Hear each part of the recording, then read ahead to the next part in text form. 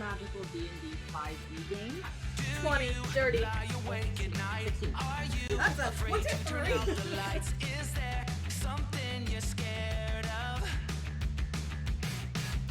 I just kind of look at the phone, and then I unplug the phone, because I don't want the phone to ring anymore.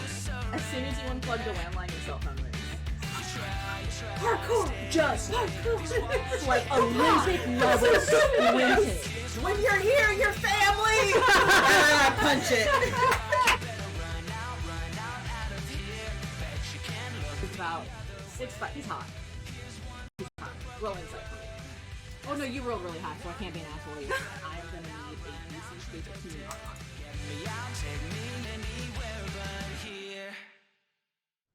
Hello, and welcome back to Say a Prayer for California Till Death Do Us Party. And if you've never seen us on our other channel, welcome to us for the first time. This is going to be weird for you because it's episode 8 for them. I am Abadonne Kilbride IV. I am the DM here. I will also be playing the DMPC Dinah, who you can also see later today in Sister Cities in several hours from now. I'm here with some of my friends who are going to be playing with us today. We have some others who are going to be joining us a little bit later. But for the friends who are present, why don't you say hi to the people?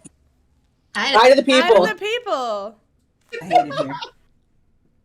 Introduce yourselves, you nerds. Oh, for real? Okay. Hi, I'm Jordan. You can find me at Lambert. I hang out in chat so you can see how to spell it. If I'm not here, then I am playing games on Q Times or Fresh Out of the Box on Tuesdays and Wednesdays.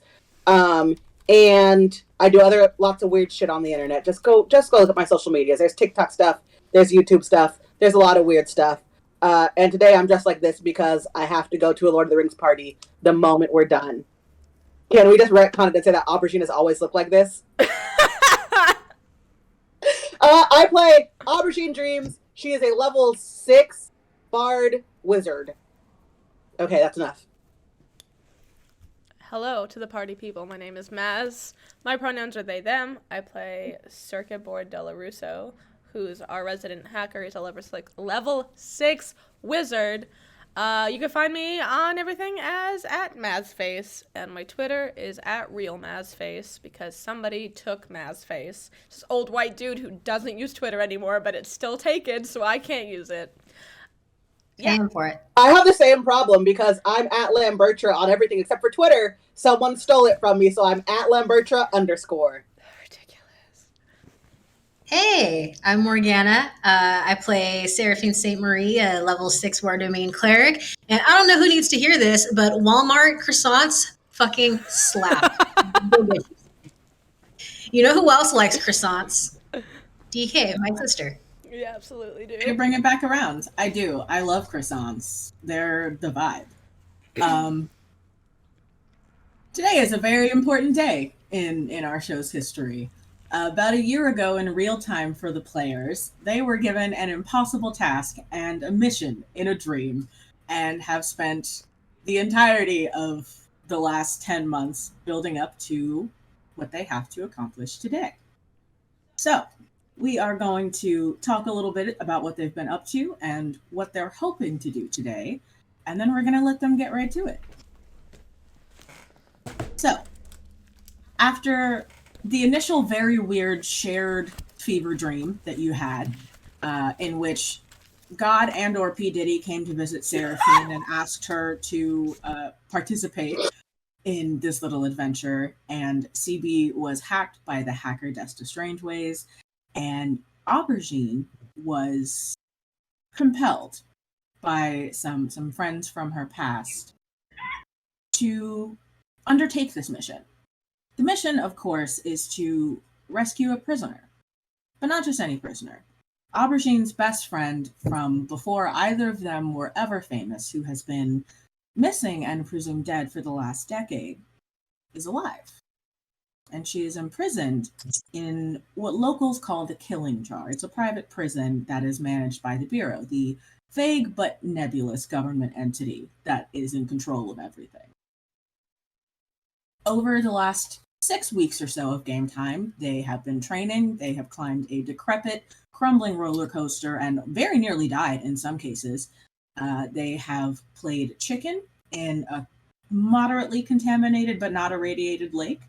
They have gone to the woods and fought wolves and traveled through trees and walked through 150-year-old orchards in order to get to this point, where they are, they hope, prepared to break into this private prison, which is at least 180 floors, designed to stop them from accomplishing their goal, and rescue not only the Black Mariah, whose real name is Vigil Tollarday, but to rescue another prisoner who was not known to be a prisoner until very recently. A young woman named Lacuna Dune from the town of Beltsville, Kansas, has been missing and is apparently under some duress and also located in this prison. So with any luck, the party will manage to team up with their allies, get into the prison, get their friends, and get out without causing any ruckus at all. I'm sure it'll go fine. So, are you guys ready to go be heroes? Maybe not a hero, but I'm definitely ready to go fuck some shit up. I gotta do what I gotta do. So here we are. I'm ready to fuck with the Bureau as much as possible without dying. All right. Because I'm tired of living in a police state, hiding behind. You know, a when people say I would do anything for my best friend, here we are, guys. Here we are. Let's do it. Sticking to your word. We love it. All right. So, we are going to pick back up about a week after you got back from the Sequoias. Armistice Day is tomorrow. It is the evening before, June 5th, and you have some time after separating to attend to your homes and your lives and whatever you intend to bring with you to complete this task, to come back together at the Ceasefire Steel Mill where the Morticians live.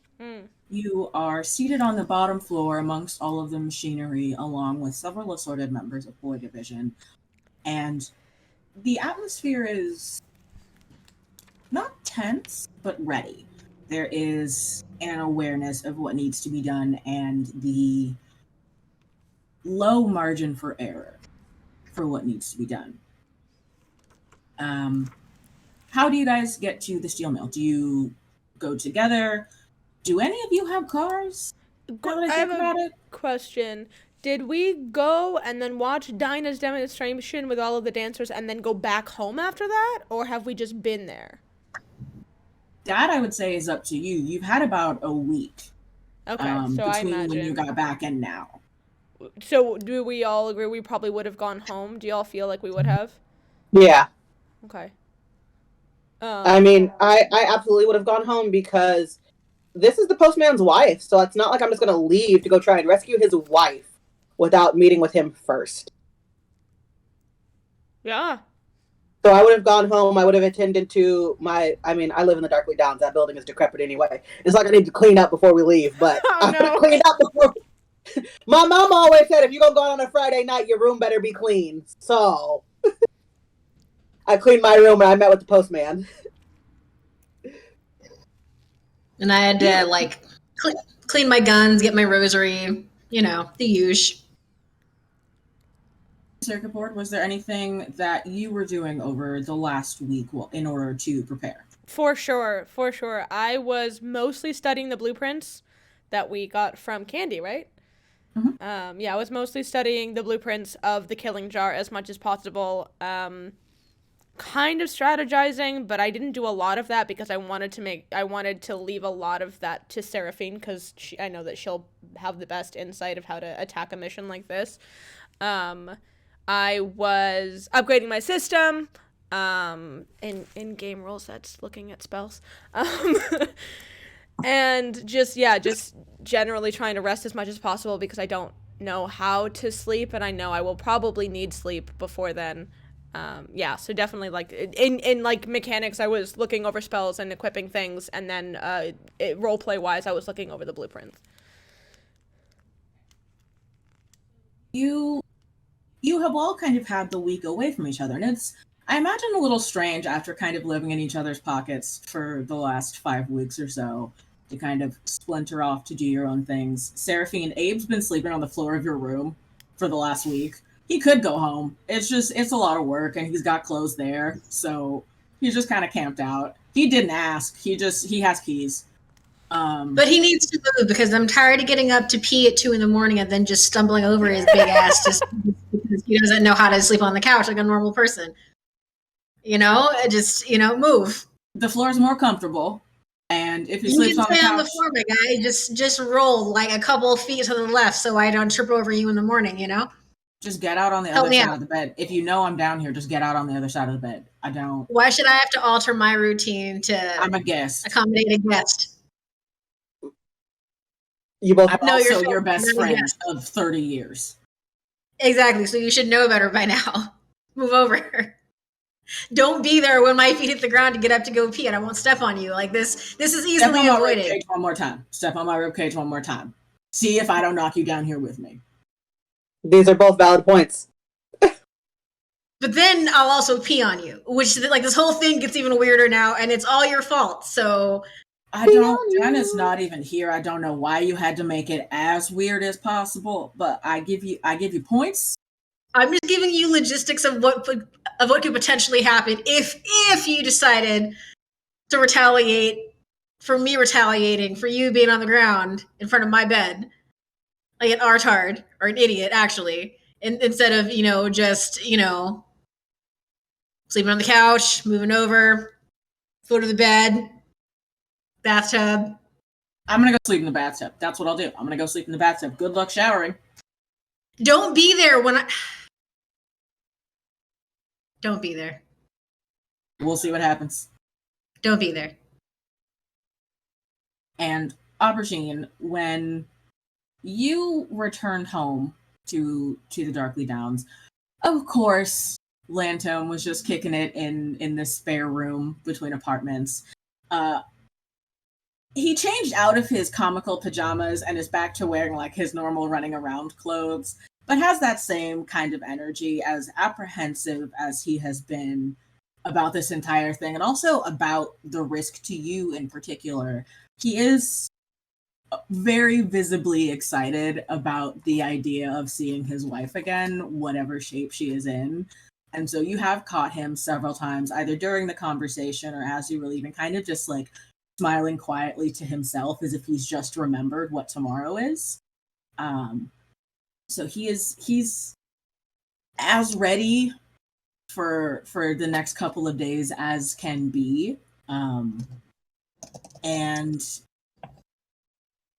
before you do end up heading out, he pulls out a decrepit photo album. You've seen it before. You haven't seen it in a very long time, but the first few pictures are from their wedding. It's their wedding album, but then they've got other pictures kind of like jammed in, not even really in the plastic. So some of them, the celluloid is peeling, but there is one big disposable camera photo of you, Vigil, Lantom, Connie Dirge, Winnie, Baby Judas, the Gallowses, and Old Hollywood, all just kind of sitting around in a studio at Ernest Nash's.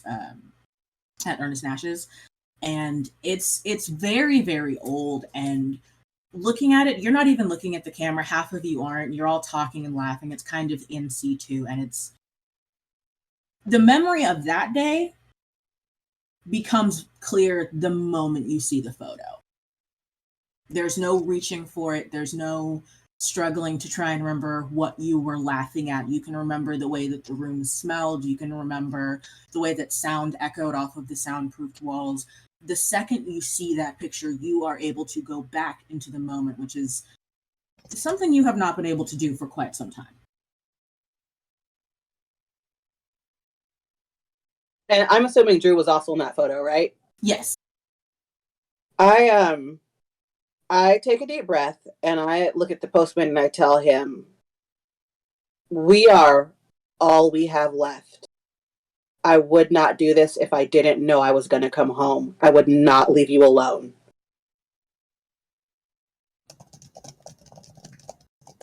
He thinks about it for a second.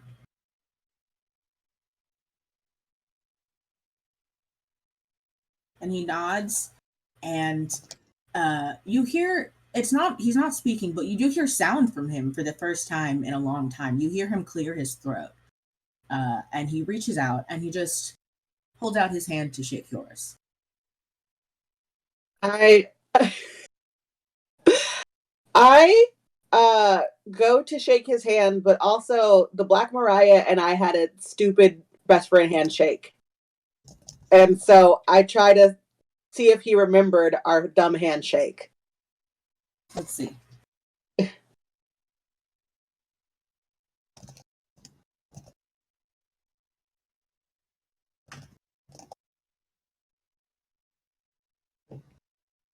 Yeah. He rolled a 30 on history.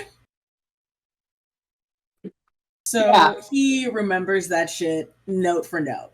Yeah. We do the handshake.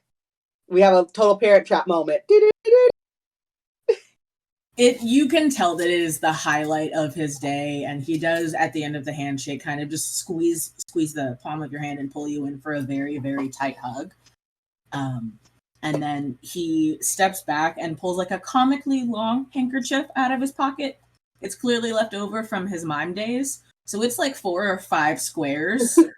It just kind of goes on for a while, and then he pulls out one end and kind of pats his face and then offers you the far end, like the furthest handkerchief. I take it. Of course I do. Of course I take it. And when you were all done with that, he does kind of just like swoosh the whole thing into a ball and back into his pocket where it doesn't make too much of a bulge.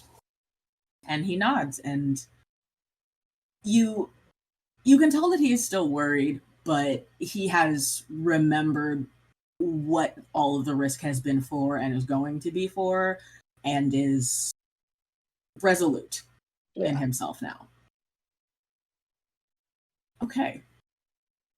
So you were all sitting around in Ceasefire Steel Mill.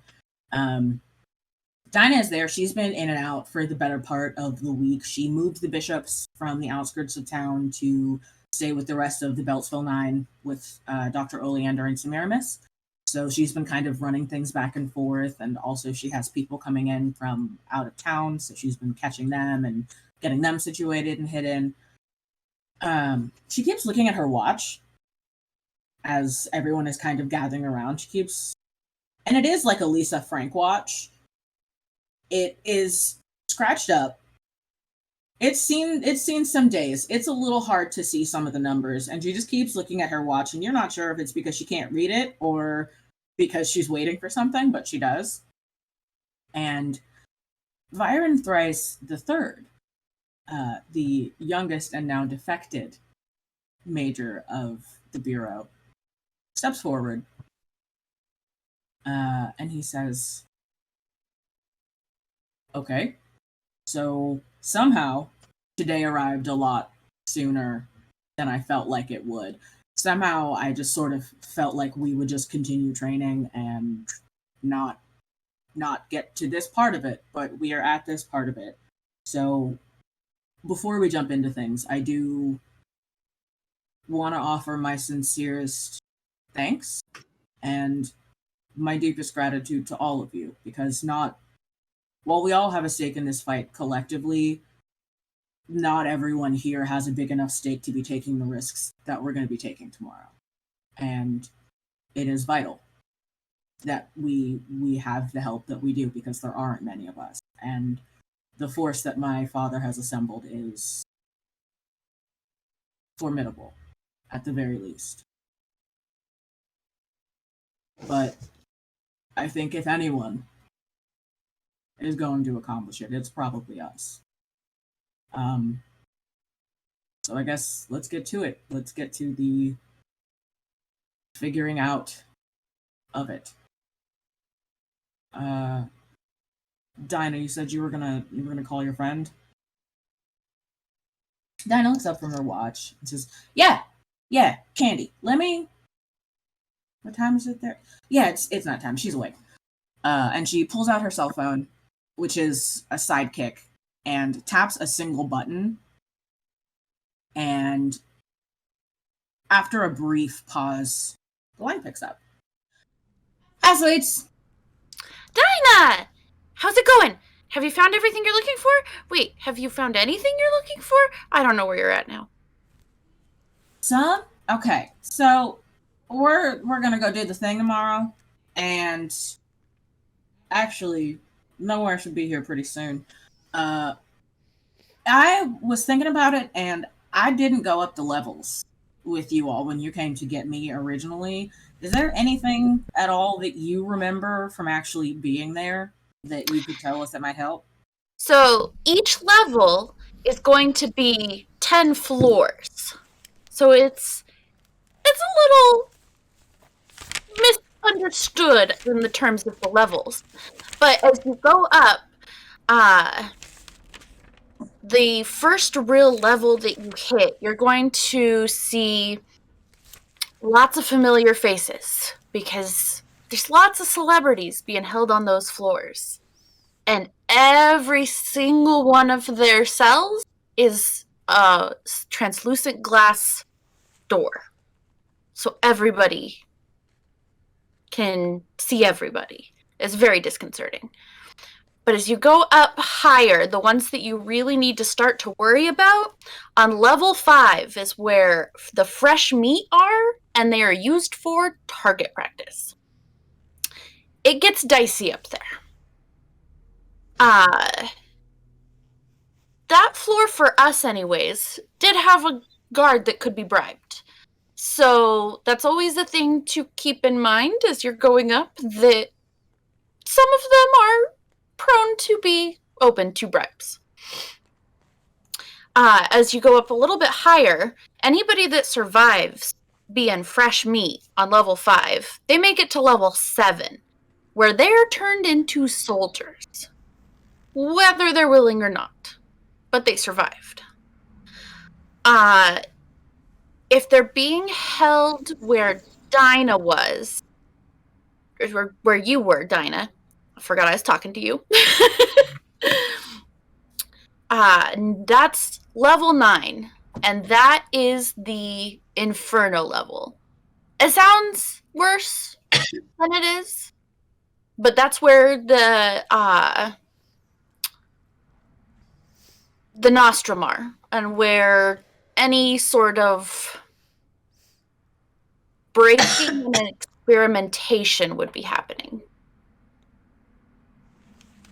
So that's where you were, and that is where it is likely at least Latham would be, I would believe. Yeah, it's a cool, radical place. It's great vacation. Whew. Yeah, you were in a space when we found you. I don't think that we have to worry about that with Mariah, though. If she's been there for that long. The Black Mariah could be on the floor with the celebrities. Unless they've got special things planned for them. Our longest standing prisoner. I can't imagine they keep her with everybody else. This is true. We didn't go any higher than 9, so I don't know if there's anything more up there where they might keep them separated. But 9 was also where they had the most isolation for prisoners. We'll check every cell. So on level 9, does that mean that you can't... Can I hear the conversation, by the way? Yeah, well, Dinah put the phone on speaker. Okay. On level 9, does that mean that it's not the same as the transparent glass cells? Every you can't see level is very different. Right, but I guess what I'm saying are that one, it was regular doors. There were little windows so that you could still look into the rooms. Kind of like a psych ward? Yes, but that's also where you're going to run into the most redactors. Every cell basically had a redactor on it when we went in. So, Aubergine hears all this, and she says, I am trying to think of a nice way to say this and I can't. So you're gonna have to excuse my French, Candy. How often do these guards get laid? You said that they were prone to bribes, but like, do they get laid often? That I couldn't tell you because Ion didn't give me that information. Absolutely He just knew of a specific guard that was prone to bribery, and I want to say that was on level 4? But if they can succumb to bribery, then they could succumb to temptations of the flesh then, right? That's an easy conclusion to jump to. You can certainly try. I know that Dinah has told me of your fantastic wiles. So I believe that you could probably sway some. Don't worry, Dinah. I have a plan. I mean, that's not entirely a bad idea to have Aubergine go in as little eye candy, because that would leave room for me and Abe to come in as the muscle and do whatever we need to do unimpeded and protect everybody else. So actually, I really, You're picking up what I'm putting down, girl. We've been things are happening here. One of the best things to keep in mind is that the elevators are going to be your best friend. Each time there's no elevator that hits every floor. It is a separate elevator that you have to go to on each level. And it'll stop on the first floor of the level. But if you get back in and hit the button again, it'll open no matter what. You can't just shoot up to the top of that level, if I remember correctly. So you get out of one elevator just for that one level, go to your right, and then there's the next elevator for the next level, and so on and so forth. Got it. And the level you want to be careful on, besides 9 with all the redactors, that level 5, it is a free-for-all. They are all out in the open. They are not confined to cells. And they will pretty much try to attack anything that comes onto the floor. What level is this? Sorry. Level 5. The prisoners are just roaming. Got it. Question about level 5. Actually in general, are there things within the environment for us to use as part of our defense to get out, or offense? I mean, depending on whatever's going on. Like, are there things within the environment that we can like take and use to like help facilitate like getting the fuck out of there? I believe when we went in, we all just had our own weapons and what we had at our disposal. We also went and got outfits from Midori that looked like the uniform for various new recruits. I had on a Nostrum outfit, so I looked like I was important. And we used that and cards that I was able to get my hands on and duplicate access so that we were able to just use the card to access all elevators we needed. I know some costume designers. We can get outfits, guys. This is not between me and Judas Priestley's mom. We got this covered. I think that Dinah speaks up and looks down at her watch and says, "I got y'all covered. She should be here a few minutes." I went shopping. I do think that along with the floor plans, Candy would have sent over the programming that she used to duplicate the card. Fantastic. So we can duplicate cards. It should work the same, as far as I know. Based on what you sent me, it should work fine. I was been studying them all week, and the blueprints were great. So thank you for that. Yes, having insiders is awesome. Thanks, Dinah. We can skip the first level, the limbo level. I got a way to get us in. On to level 2? Yeah. And she looks at Byron and she says, "So, we need to get 2 people. Do we want to just split up? One person goes and gets Lacuna, one person goes and gets Mariah? Are y'all Yeah. good with that?" Yeah. Yeah. Well, I'm assuming there's nowhere else that Aubergine's going to be. No, I will clearly be on the Mariah team. That's not a question. Byron nods and he says, okay, then we will go get Latham, and I will stand in the back. Quick question. Would you have told Candy prior to this that Viren Thrice is actually on our side? Because as far as she knew prior, okay. Because you're the only person in the ends who knows that this is happening. So she would have told you, yes, Viren Thrice the Third is involved. He's been defected for over a year. He's the one who called my sister in. So you would know, you would be expecting him to be there. Okay. Just so that I know how Candy would react. Valid. But otherwise, it's pretty much the first 4 levels we managed to get through without having to fight at all. Between the having the cards and the disguises.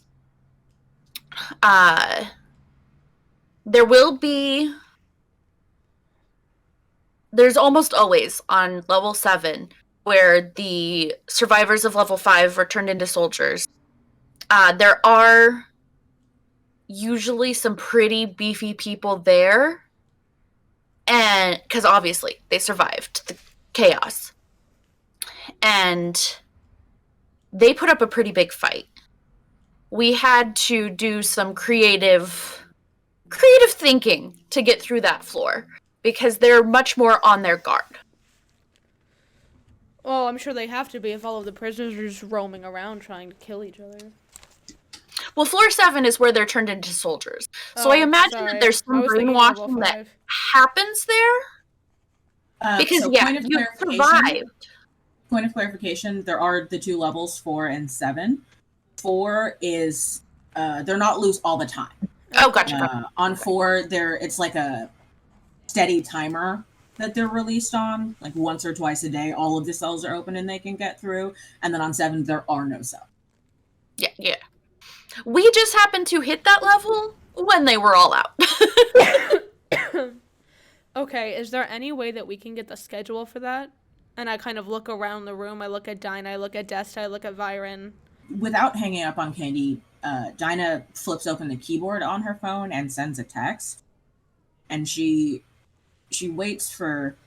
I assume other conversation is going on. She waits for 30 seconds to a minute or so, and then she does get a ping back, and she looks down and she says,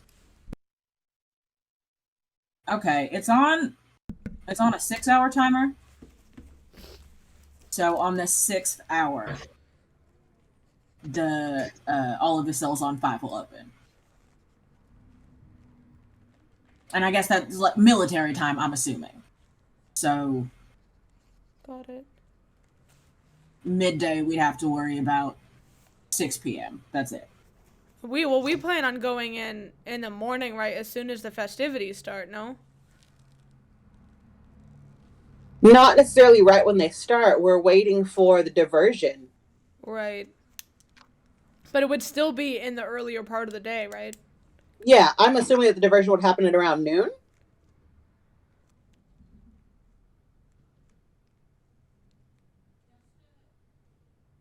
Looks at the members of Boy Division and she says, every year, the Geiger gives some terrible speech about whatever his whole deal is. I think the thing.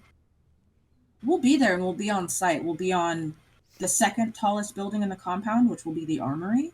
But you may not need us. The stratum is usually kind of like up on a podium. So it would be the Geiger, it would be Antigone, it would be all of the other members of the stratum, Semiramis, and he would give whatever his stupid speech is. And if everyone is there for Armistice Day for the celebration and to like find out the winners of the stupid contest or whatever, you might just be able to walk right past them. I mean, I like that. Too. And then, Dinah, you said you can get us straight to the second floor? Not straight to the second floor, but so the compound itself is like a castle. I don't know if you Yeah, I lived in know a castles. I remember right? castles from Barney. You lived in the reformatory, right? Yeah, I grew up So there.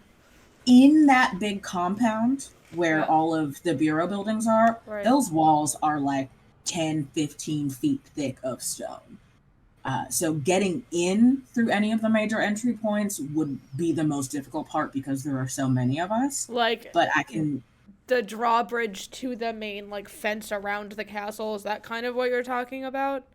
Kind of, yeah. Like, where the main gate to, like, into the courtyard and then the castle in the middle? Yeah, because there are checkpoints around at, like, equal points around the complex, so we would have to be able to get all of us through all of those checkpoints. There's a way around. Got it. There's a way that we can go that'll at least get us into the compound. As long as we're quiet, we should be able to just walk to the fucking prison. Especially if we're in disguises. Most people should be looking at him. Yeah. I talked to Dr. Oleander again. Latham's little sister's going to be there. She's not coming with us. She's going to be in the crowd at the speech with Onassis. Just in case. Just in case we need an extra set of hands. And as Dinah is talking, you hear the sound of a car coming very, very fast toward the steel mill. And Dinah says, there she is. A pink hologram Lamborghini pulls up to the roll-up doors that you are very familiar with. And the doors on either side fly up, and Lady Prescott steps out. She is the fashion designer that you met the last time you hung out with the Bombshells. Very, very platinum blonde woman. Her hair is very, very big. Just very like Venus coming out of the sea foam. Just large, voluptuous, fantastic. She's wearing a dress. She's wearing like very, very high lace high tops, like leather high tops. But she is wearing a dress that's got like very, very deep pockets on it. And she is carrying a huge, huge garment box. And she sachets her way into, like, under the roll-up door at the box, and she says, hi, sorry I'm late, just who I am as a person, hate to interrupt, have gifts. Yeah? Let us see. CB immediately perks up. Or she just claps. She doesn't say anything. She nods to Byron and kind of like bumps Dinah with her knee as she walks past and goes to one of the work tables and opens the garment box, and you can see that there are several things inside of the garment box. And in just a moment, I'm going to have you all check your inventory because I have already uploaded the things that you were going to get. She reaches into the box and pulls out the first thing on top, which is a pink studded leather jacket, which she hands to you, Aubergine. She says, don't take that off.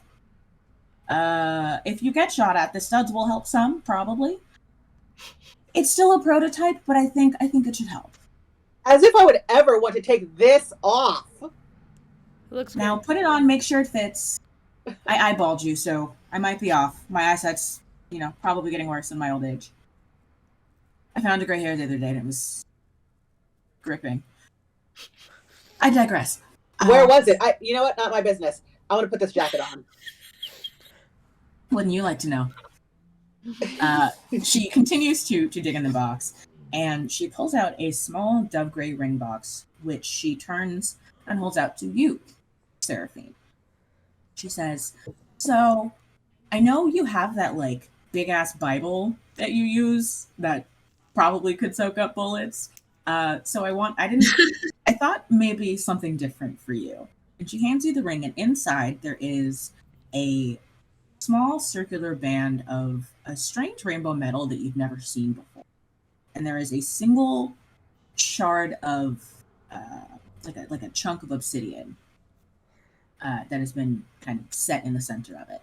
She says, "You've got small, dainty fingers, but it should fit. Don't take it off. I don't know if you're like a crystal person or whatever, but the idea is that it helps with focus. So I figured that, that's probably helpful where you're going. Well, where I'm going, because Dinah has voluntold me that I get to go and distract my idiot brother. And Dinah just kind of, yeah, Thalamus sucks. You talk to them." Oh God. Oh man. And so she kind of tucks the ring box in your hand, and for reference, Morgana, you now have a Ring of Warcasting, which will allow you advantage when you need to concentrate on a spell after being hit, as long as you are aware. Okay, cool. Jordan, you have been given the studded leather jacket of toughness, which will add 3 to your AC. Yes! And for you, circuit board, she gets to the bottom of the box and lifts out a skateboard that looks very much like Dinah's, except that it is all like a deep, deep cobalt blue with like the trucks have been painted teal. The big white wall tires have teal piping on them. She turns to you and she says, "Miriam, sorry she couldn't come, but as promised." Thank you. Thank you. Thank you. Thanks. Of course, be careful. I just look at Gash and I hold it up. Hoverboard. That is the coolest shit I've ever. What the fuck do you mean a hover? I mean, like, I know they have hoverboards, but now you have a hoverboard. I have a hoverboard. Oh boy. Cool as hell. Do you think Rivet fits on the hoverboard with you? I immediately stand on the hoverboard and see if Rivet fits. Immediately. I think you guys can discuss that right now. And he like runs, and it takes him a second to like gauge the distance from the ground up onto the board, but he does manage to scramble up there between your feet. Yeah, bud. You have a skateboarding dog. You have a skateboarding dog. You have a skateboarding dog, and you're the coolest person I've ever met. So that's pretty tight and radical. Yeah. Oh, this is the coolest thing. Out of character, I absolutely imagine this to be akin to Nani on a surfboard with Stitch. Yep. Just that is my imagery that I'm using for this moment. She looks in the box and she says, "Ah, shit, I forgot some. You're a big fella. I got some for you. Hold on." And she kind of like pats Abe real sharply on his chest and sweeps past him back to the car. She comes back with a shoebox. Says, "So I don't do men's clothing a lot, so you're gonna have to let me know if they fit or not. But I heard you were like, you like fell out of planes for a living or some shit, so I thought maybe this." She opens the box, and inside are a pair of bleak matte black knee-high boots. They've got shin guards on them, like over the laces, and all of the like the toes are gold and all of the hardware is gold. And she says, "Go ahead, put them on." Oh. And he just kind of looks at you, Seraphine. Why are you looking at me? What's wrong with my shoes? Put your boots on. Put your boots on, Abe. Everyone got new stuff. You got to put your new boots on. Boots on. Put your fancy new boots on. New boots. Peer pressure, Abe. I don't know you, but do it. New Okay, boots. well, the voice on the other end of the phone said that I gotta do it, so okay. Thank you, Miss Prescott. And he like hoists himself up onto the counter next to where she's sitting and pulls off both of his shoes, and like he doesn't wear skinny jeans, so it takes him a minute to figure out the ratio of pant leg to boot. But he does manage to get everything zipped up without it looking like he bloused his pants. And he looks down and he says, "Well, they're real nice, Miss Prescott, but I'm not sure that I understand." And she says, "Yeah, no, of course you don't. You're not nearly high enough." And he says, I'm going to need some clarification. Just go to the 3rd floor. Okay, all right. I'm being a team player. And he goes and he trots up the winding staircase to the 3rd floor. And when he gets there, she says, "Now jump." He says, "That's not Funny or nice, Miss Prescott. Just Abernathy. Jump, Would you jump, please just jump? See? Listen to the voice on the phone. Jump. Jump, jump. You can do jump. it, Abe! Cross will make you jump, jump. Daddy Mac will make you. Abe, to his credit, barely even eyeballs the distance as he steps up onto the railing. He just kind of like assesses to see how far down it is and immediately throws himself off the side of the balcony into like the center well where all of the machines are. Only he doesn't fall. Just hovers there. And he says, "Excuse me?"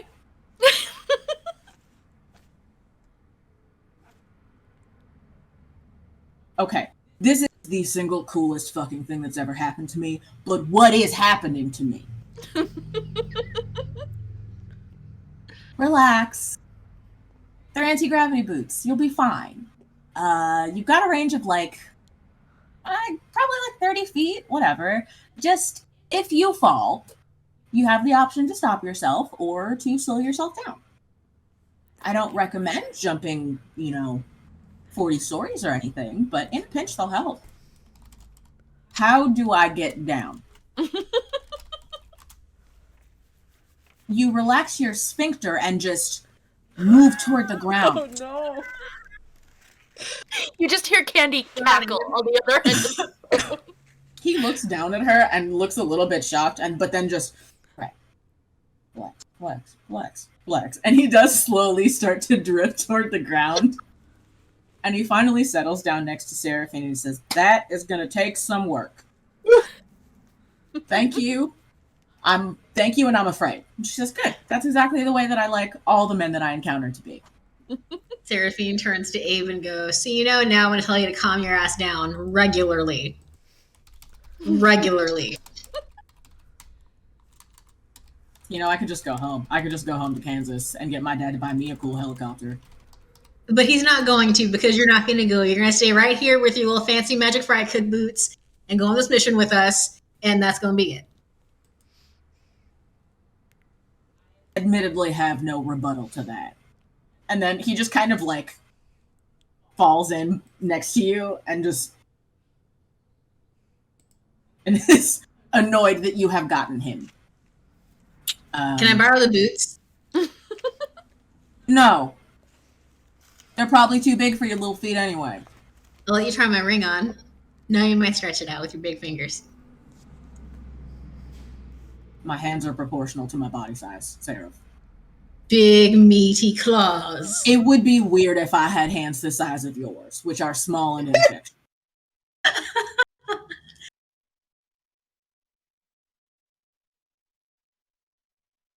Byron kind of looks between you two and is just like, okay. Well, that took a turn that I wasn't expecting. I don't know why after all this time that wasn't where I saw this going. Miss Voice on the phone. Candy, was it? Yes, hi. Hello. Thank you for your time today. As far as when you were getting into the system, did you meet any kind of opposition? Were there traps that had been sprung in the system for you, anything like that? No. But I would keep an eye out just in case they set some in after we made it in. That is a very good point. Okay. Did anything follow you back out after you left the system? No. That's... My computers are crystal clean. Wild. Makes present day Candy very sad. Present day Candy's having a very different experience.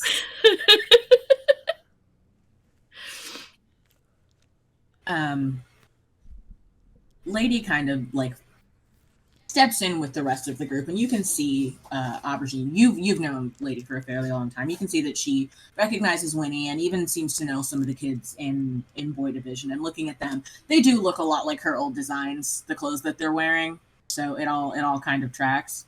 And Byron says, okay, so away from whatever was just happening over there. 2 teams. We will go and get Miss Dune, and you will go and get Mrs. Holiday Olshock. Since Miss Dune is on the way, why don't we catch up with you on the 9th floor? Okay. And then we can all leave together. Okay. Okay, is there anything else that anyone needs? I guess that's an insane question to ask, given the stupidity of what we're about to do. But if there is anything that one of us can provide, I only please do have let us know. one more question, and this is both a CB and a Mazz question. When I think about what you have described as far as what the killing jar looks like, I have envisioned you get out of the elevator and it's like a round balcony, and then below you is all each of the floors. Is that kind of? Think more Panopticon style. So Like a there's skyscraper. there's a central well kind of. Yeah.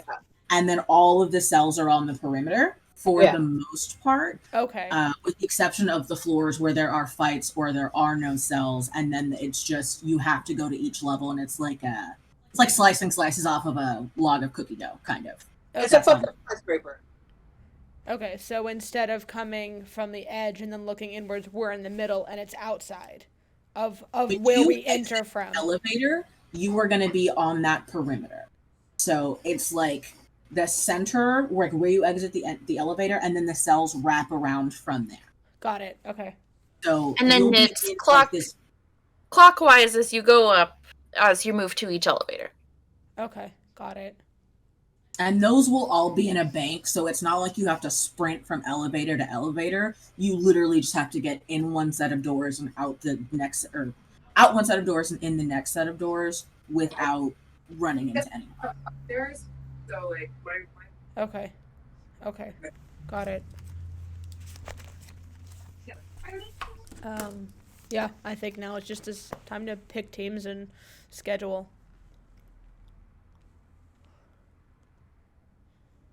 Okay, well, the morning was mentioned as an option. Do we still want to go, or would we like to wait for the Geiger's speech? I feel like we should go at the top of his speech. Yeah, let's wait for the speech. Yeah, I think the speech is a good one. We'll be distracted. So here's a thought. This Geiger speech runs around the same amount of time every year. I think we should start a timer as soon as his speech starts, so we know exactly how much time we have to get in and out before the speech is over. The helicopter on the roof is going to be your savior. That's how we got out to it. I am so excited for the helicopter. I'd straighten right up. Desta looks up and she says, that's a very good idea, and I think come up with that. Let me look through some of my things. I'll be back. And she goes up the stairs to her attic room. Manages to artfully dance over all of the traps that she set to keep anyone else from entering. She comes back downstairs and she says, okay. Well, first and foremost, Circuit Board, I suppose I should ask, are you coming with us or are you going with them? Who's on which team? I assume we would just go with the people that we came with. Yeah, that's kind of what I was thinking. I mean, I no matter what, I'm going with Aubergine after the Mariah. I started this mission with her and Seraphine, and I'm going to end it with them. The only reason that I ask is that somebody in each group should be listening to the broadcast. Yeah, that's fine. I can totally do that. Yeah. That way, we don't have to rely on the timer. We'll know when it's done.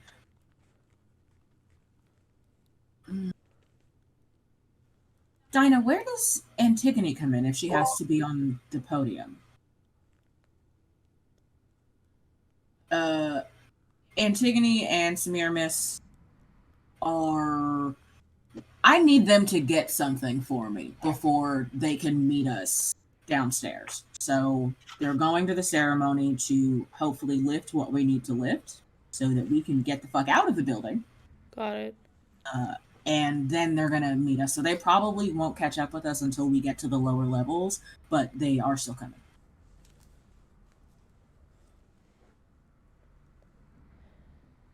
Okay, well, then as soon as I hear Happy Armistice Day at the end of his speech, I will say something. And I immediately set my my tattletale to have one channel going that's always the broadcast. And then I can immediately, like, know exactly when that happens and send a signal out to everybody else's tattletale. So all I have to do is hit a button and it'll like send an alarm. I've made a note. Okay, well, Candy, thank you for the first time and this time, I guess. Do me a favor, don't tell anybody about this yet. Cross my heart. Pinky promise, even. That's my girl. Okay, I'll see you in a couple of weeks, all right? Tell Mo where to keep his ass safe. I will do my absolute best. He doesn't listen to anybody, but we'll see what we can do. Thank you, Candy. Thank you, Candy. Candy. And talk to you on the other side. Kiddo.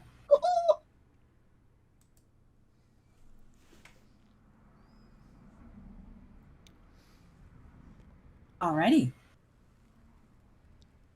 Do you have your teams? You have your way in.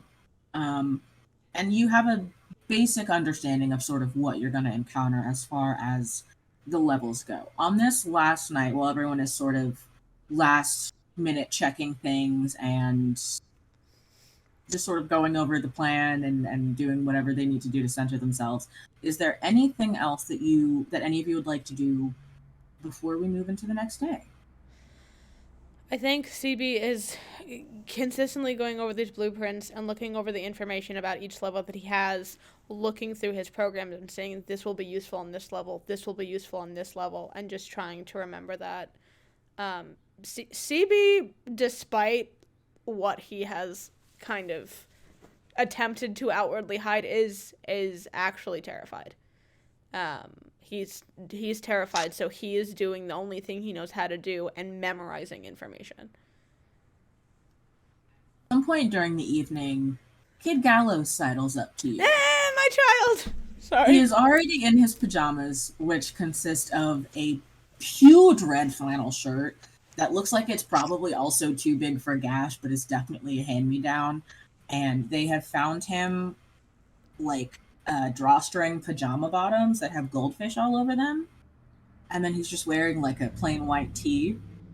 And he already looks sleepy. He's still got his goggles on. And he kind of clambers up next to you. And he pushes his goggles up on his head and looks you, like, really, really close in the face. Hey, bud. Oh, hi. Yeah, he's right up on you. I think as he sauntered up to me, I was like, oh, hey, bud. And then he gets close and I'm like, hey, kid. And he kind of just assesses you for a minute. And then I don't move. He grabs your metal hand and just kind of pats the top of it. And he smiles really big so that you can see all of his teeth. And he has lost a couple since you guys left for the Sequoias. So he's got just a couple of, like, black spaces. Because he loves baby teeth. And he just kind of gently pats your hand. And he pulls Yellow out from where he's under his arm. The bear. And Yellow reaches up and pats your hand also. Thanks, Yellow. And Kid just kind of, like, tucks Yellow back under his arm and scampers back off to Gash to get ready for bed because Gash you hear something about brushing your goddamn teeth or you can't go fight crime tomorrow. So he does scamper off after that. Anyone else? Aubergine is treating this the same way that she would have treated a performance. So she is very much just going over, in non-magical terms, she's going over her spells, she's looking at her inventory, she's practicing her choreography. Like, she is very much treating it like it's a concert. Yes.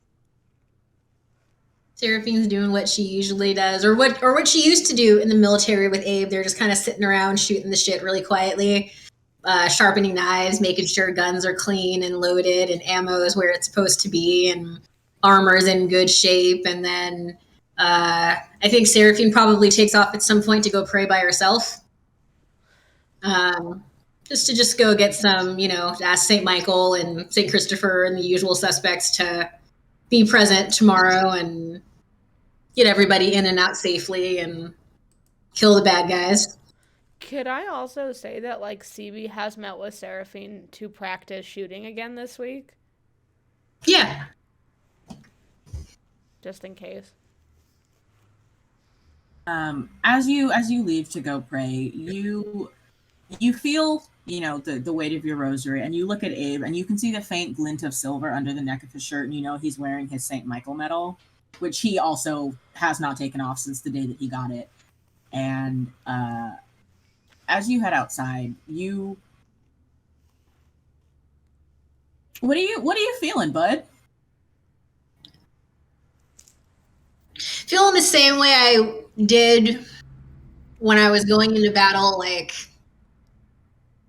way back in the day. Just, like, kind of nervous, but mostly just wanting to get it over with. Not so much worried for myself, but for everybody else. Making sure, just wondering, like, what's coming. Because I know what could be coming, and Abe knows what could be coming, but nobody else knows what could be coming. So there's some anxiety there, but it's mostly just, like, I don't know, like, I feel like this is the right thing to be doing, the correct thing to be doing. So that's not so much weighing on me as just, I don't want to make any mistakes that could get someone else I love hurt potentially, or what if I'm not fast enough next time to get somebody, the huge. Vision of Sean Combs does not appear to you standing out back of the ceasefire steel mill. You feel that familiar warmth, that sense of being heard. You feel that sense of someone was listening. Well, yeah, because when I was small, St. Bestie used to say that when you say amen, it's like putting this like a little stamp on there, and then it was sent. Say mail to God. Yeah, basically, I'm just sending snail mail to Jesus, Okay. And then, as you have all kind of gone through your last minute checks, are you staying here for the night? Are you going back into the city? What do you want to do? I stay here. I think we all stay here, right? Yeah, I'm I think staying that for the makes night. the most sense, yeah. Yeah. I'm already off with Gash talking about tomorrow and not sleeping like we should be. Okay.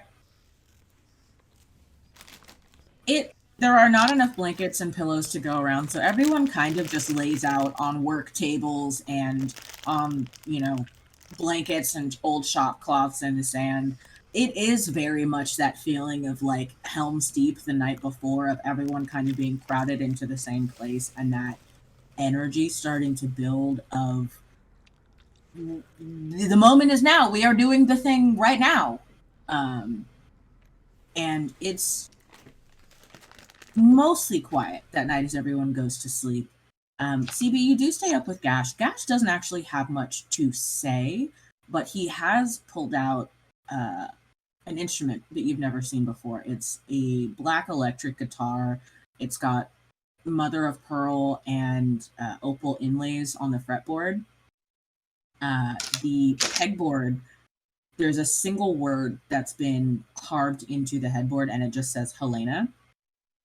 And Gash plays for hours, very calmly, not super loudly. He's not that guy playing Wonderwall at a party. You get the sense that it's him trying to keep his hands busy. And he is able to carry on conversation with you, and what he's playing is pretty complex. It's out of context because CB would know this. It's very like Castilian guitar, speed metal, lots of speed picking, but it's also very Swissguard. He does not really look as he is playing. It is very much by muscle memory. And he just plays as everyone goes to sleep. I just listen, we hang out and chat, and I enjoy the background music while we chat. And I think since we've been back, I've been here to see Gash a couple times, and we're just on the phone, and he's probably playing while we're on the phone, just chatting. And so it's something that I think I've gotten used to and just find very comforting. My kid's being super weird in your general direction now because you're there all the time now, so he can't. Okay. So you all settle in the night before Armistice Day and drift off into some kind of rest. Whether it's uneasy or not is really something that I think only you all would know. But you do ultimately find rest. We are going to take our 10-minute break now. And when we come back, it's Armistice Day.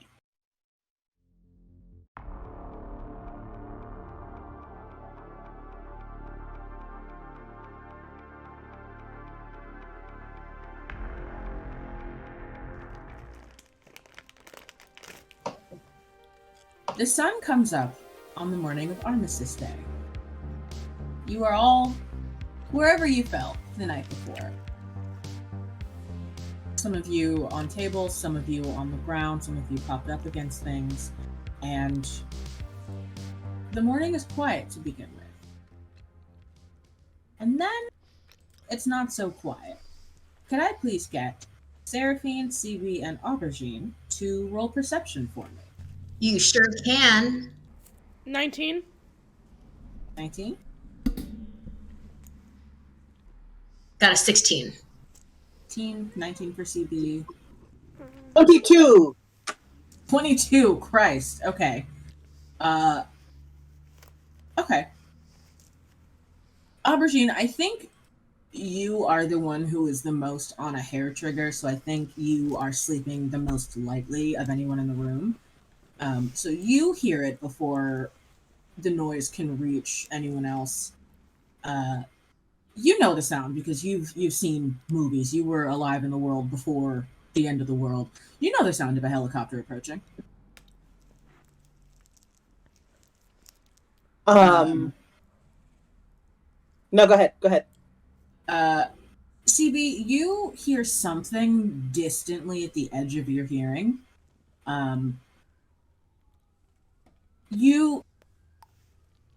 You think you've heard the sound before, it's just identifying what the sound is.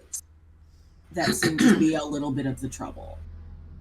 Seraphine, you wake up last and don't hear shit.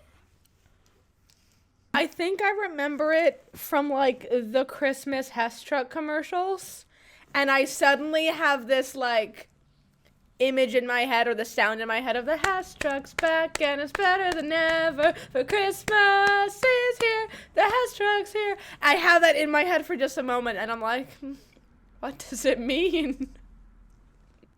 Two of the three of you hear a helicopter or something quite large approaching.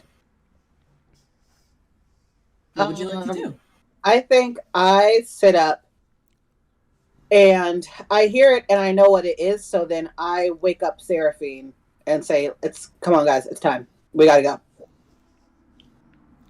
It's time for what? Like, I'm like half awake. Do you barely coming around? I don't know how I slept that deeply, but I actually got some sleep last night. I groan and melt still. Happy Armistice Day! And I begrudgingly I hear a helicopter in the background, and I'm still groggy, so I'm like, who the fuck said Steven Hail Seagal? the Geiger. Abe just kind of like slides his head under Seraphine's arm and drags her fully bodily standing up to her feet. And okay. Like, it's gonna be like this for a little bit. She'll wake up on the way. It'll be fine. Cool. The helicopter's here, guys. We gotta let's come on, get it together. Let's go. Okay, come on, Sarah. We're gonna go on an adventure. Come on. Okay. Get your stuff. Is there coffee? Can there be coffee? I'll see what I can do. Get your bag and your gun. Okay. I bet Kid has coffee. As you mentioned, Kid, he pops out from under a table. He's just been kind of hanging out, just watching. He's been awake for a while, just watching everyone in the room. He's so excited to do a thing. Yeah, he is already dressed. He's wearing quad roller skates that are yellow with like long ratty white laces that are tied several times into knots to make them secure. And he's wearing like what looks like an old dreadnought jacket, like an old black flak jacket has been draped over like a black turtleneck. He's covered from head to toe, so the only skin that you can see is his face, and he's got his goggles on his head. He switched the lenses out for yellow ones. And at the mention of coffee, he perks up and he runs up the stairs to where Desta's sleeping. And you watch him like artfully dodge the tripwires and all of the taser wires and shit. And he's gone for a little bit. And he comes back a few minutes later with a big green thermos.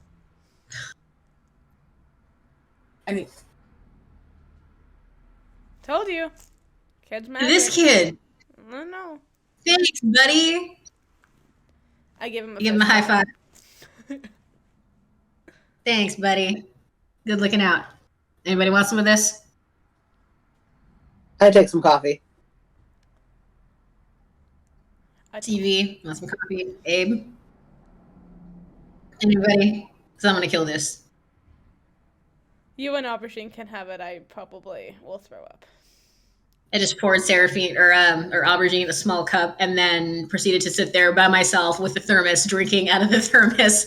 No cream, no sugar, just inches you real tiny on the arm. Excuse me. Hello, we've been best friends for 30. You're not even gonna offer. Did you all not hear me ask? I heard it. I heard it. Like, first of all, you don't need to drink that much coffee. That cannot be good for your system. Also, you are not I a wasn't real dad. listening. I wasn't listening, to be perfectly honest with you. So there's that. I just handed you the thermos. Thank you. It is very early. And he also drinks that shit hot with no cream, no sugar. Just chugs it. And We then just hands sit it there back to sleeping you. our legs on the table, passing the thermos back and forth like two big ass little kids. As you are kind of getting your coffee and gathering your gear, Dinah pokes her head in the roll-up door and says, "Morning, come on. It's crime time. It's time to do crime. Also, I have a surprise." I like crime and surprises, so I'm gonna go. I love both of those things. Abe, bring the coffee. Yes, ma'am. As the helicopter touches down, you can hear Paint It Black by the Rolling Stones playing over the radio. The radio cuts off, and Seraphine, you see not one but two faces you have not seen in a very, very long time. You see riding shotgun, Aster Bloom, who has a pair of aviators with like a rose gold finish on them, who is very comfortable in the pilot's seat, and riding shotgun, you see St. Marie sibling number 7, Cecilia. Here. Hello, Aster. Thank you so much for coming. Cecilia, what are you doing here? Hi. Hello. Wow. Hi. As Cecilia is walking off the plane, she has her AirPods in, and she's singing to herself, "I do what I want, I do what I like, I do what I no fear nobody." So as like she has to take a second to notice. Oh, sorry. Hey. Hey. Hi. Yes. It's been a minute. I just close the gap and give her a hug. Hi. It's been a very long time. How are you here? Dinah, how is she here? How really? Down the street from me, and Aster was on the way, so I just said, "Hey, do you want to do a quick swoopsies?" And she said, "Yeah, hell yeah." And then she did a quick swoopsies. And here I am. Like that. Oh yeah, Sissy Seraphine's alive, by the way. There is that. Yeah, I'm alive. You know who else is fucking alive? Aunt Jezebel. What? Yeah. You can't just Yeah. keep bringing alive people on me like this. Death I can handle. It's life that's the hard part. She's alive and And- she's cool as hell. And a cousin, Byron. Oh yeah, and she like looks over her shoulder and says, the tall, broody looking one, long black hair, that's her cousin. Well, You're gonna say hi, or you're gonna just be a weirdo and not come talk to your cousin Cecilia? Come on. pleasure to meet you. It's nice to meet you as well, Cecilia. I was being polite. It looked like there was a reunion thing happening, and I would, you know what? It's fine. Hi, it's Family, very nice to meet we're all you. family, we're all reunited. It's a reunion, you know? this is so much more than I was expecting, but bring it all in. Bring it all in. Bring it all in. Hey guys, come on. Dinah immediately dives in for the hug.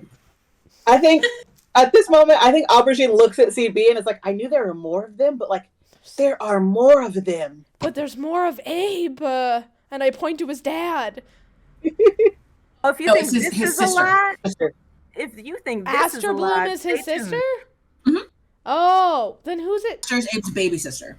Okay, then who? We talked about his dad, though, last time, didn't we? Yeah, just No, his it's dad always just be different. doing shit. He just Oh, Big okay. Abe is just like a weird dude and It's nobody always really been knows what he does for a Okay. living. So then, like, That's retcon that. I Let's get say, okay, cool. So retcon that, and I said, is Abe? There's more of Abe's. Abe.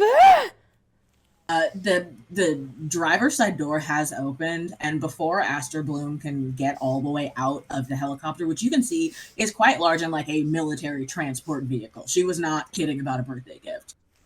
Before she has made it fully out of the cab, Abe is already reaching up to catch her, and he just gives her like a huge hug. He is so excited to see her.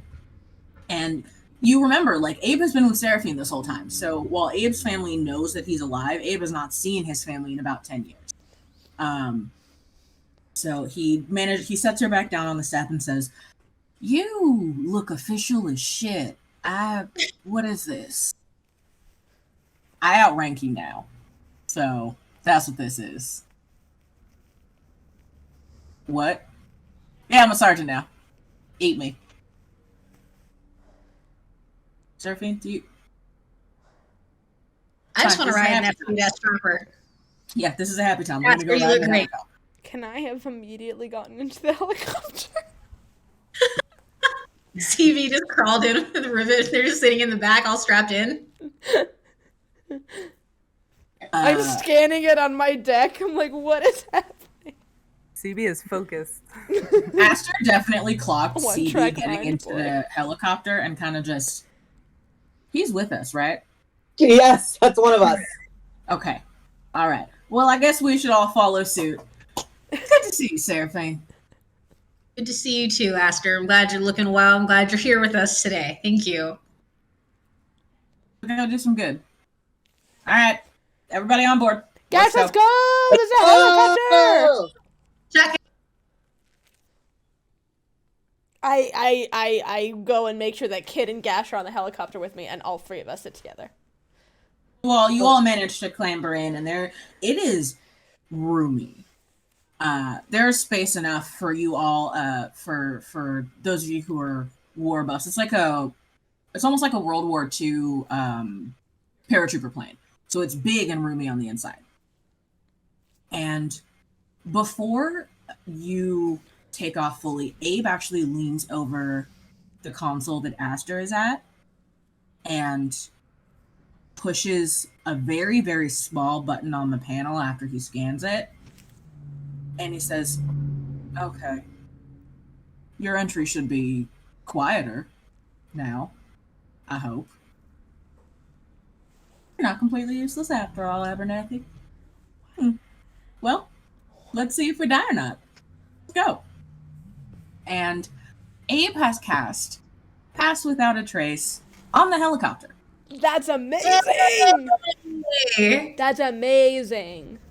To dampen your approach so that you can move into the city unimpeded.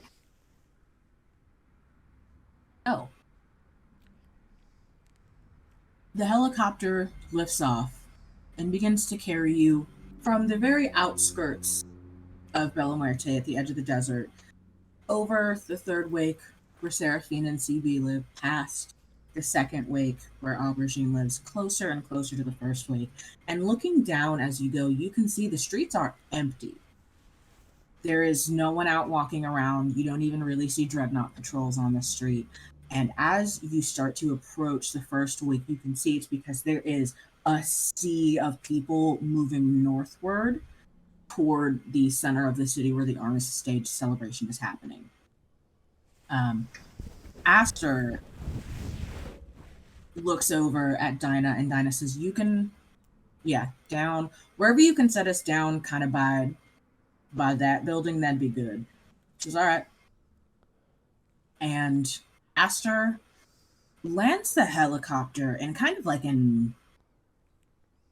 almost like an alleyway. It's larger than an alleyway, but it is kind of a side street that's pretty wide, so she's able to drop down and cut the engine without damaging the blades of the helicopter.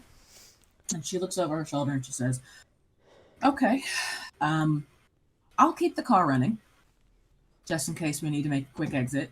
On that note, can I connect with Aster and the helicopter and be able to make sure our communication is connected, so as soon as the signal that I'm sending to everybody out at the end of the speech goes out, it also goes to her in the helicopter?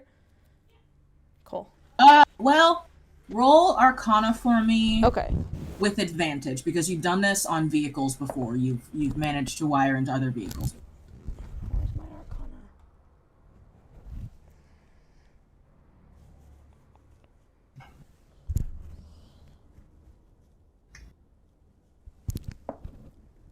Okay, the highest roll was a 22.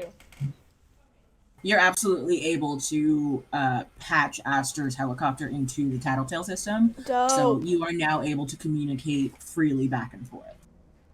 Cool. Well, good luck. Get back in one piece.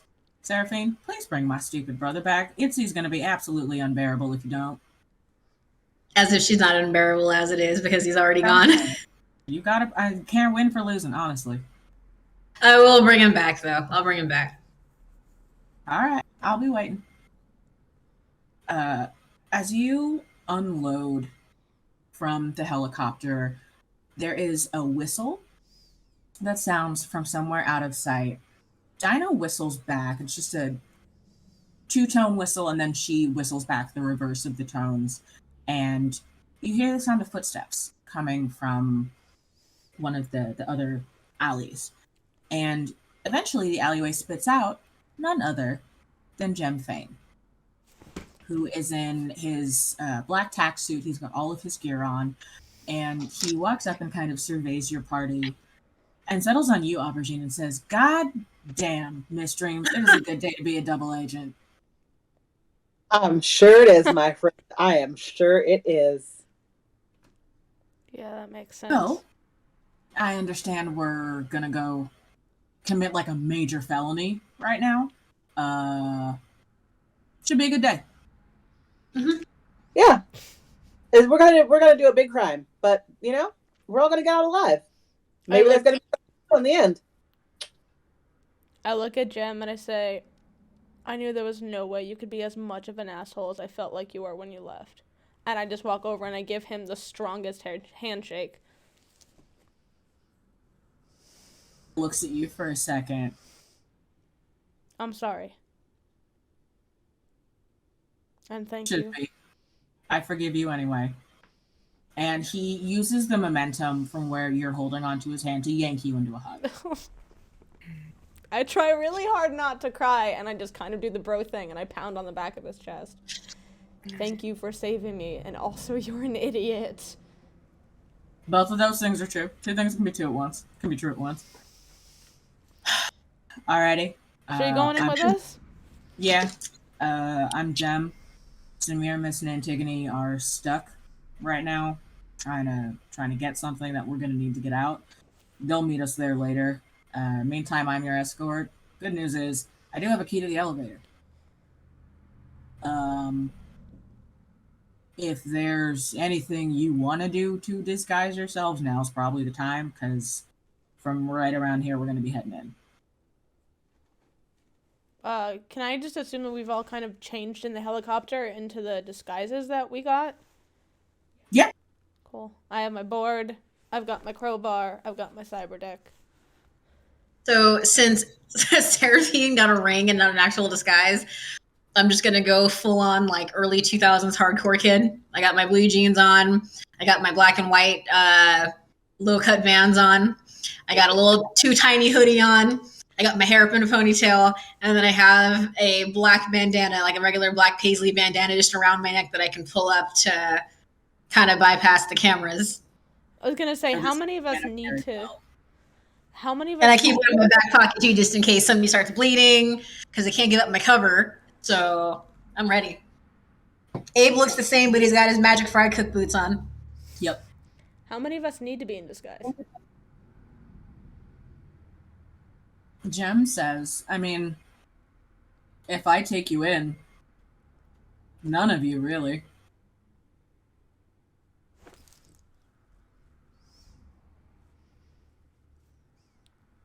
I think Aubergine has on all black except for her new pink jacket. And she probably put on something to cover. Well, honestly, she does have on all black in her pink jacket. Her face is completely out because when the Mariah is out of busted out, she's going to be a suspect regardless. So, who needs a disguise? And you're not alone. Dinah has changed into a black tactical suit, not unlike Jem feigns. She's got all of her regular rainbow weaponry, but her face is completely exposed. And she kind of just looks at you, Aubergine, and nods, and she says, I'm already wanted, so... Yeah. I mean, Hey. We fist bump. okay, so if we don't need disguises, I take off the dreadnought jacket that I was wearing because it makes me really uncomfortable. It feels dirty. I hate it. And I go back to the helicopter, shrug on my normal jacket and the bandana that Jem gave me when we were kids, and I think I probably do the Rambo thing, or I tie it around my head, and then I hate it and I put it back around my neck, and then I'm like, this is dumb. I'm ready. It's fine. I've got my and he's got non-slip Chuck Taylors that he specifically like shredded the bottoms of so they had better grips. Like, it's fine. He looks at you around in dagger tricks and just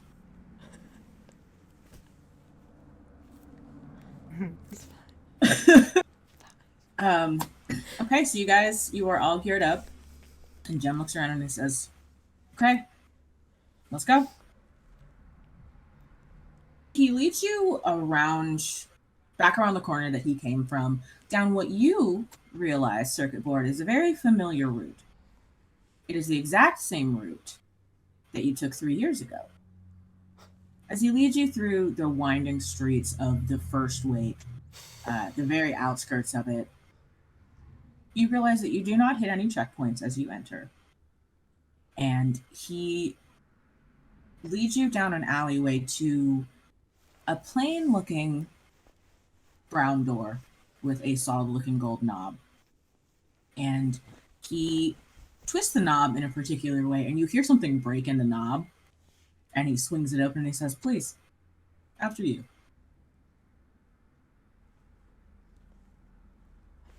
I send Rivet in, and then I walk in behind him.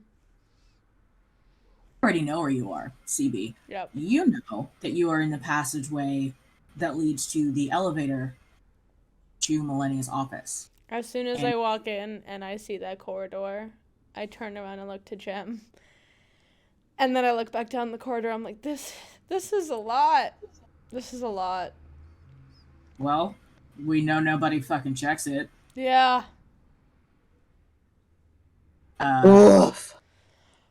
He leads you into what you now know is the very, very back side of the reformatory, and in fact, the back side of the bureau complex, and takes you up the stair or up the elevator into the familiar, semi-familiar space of Millennia's office at the Belmarte Reformatory School. Aubergine, Please roll perception for me. 16. On a 16, you smell perfume. You smell familiar perfume. And it is not the violets and rose water that Mariah wears. It's more like a faint kind of Victoria's Secret kind of smell, something very sweet and girly.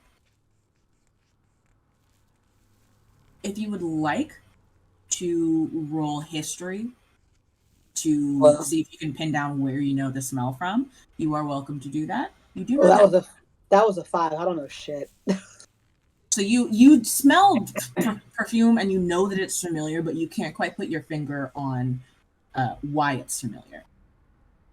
And Jem leads you into a gorgeous office. It's huge. It's about the size of an auditorium, and one end is just a massive desk that looks slightly similar to a vanity. And CB, you've sat on the opposite side of this desk several times. You're very familiar with it.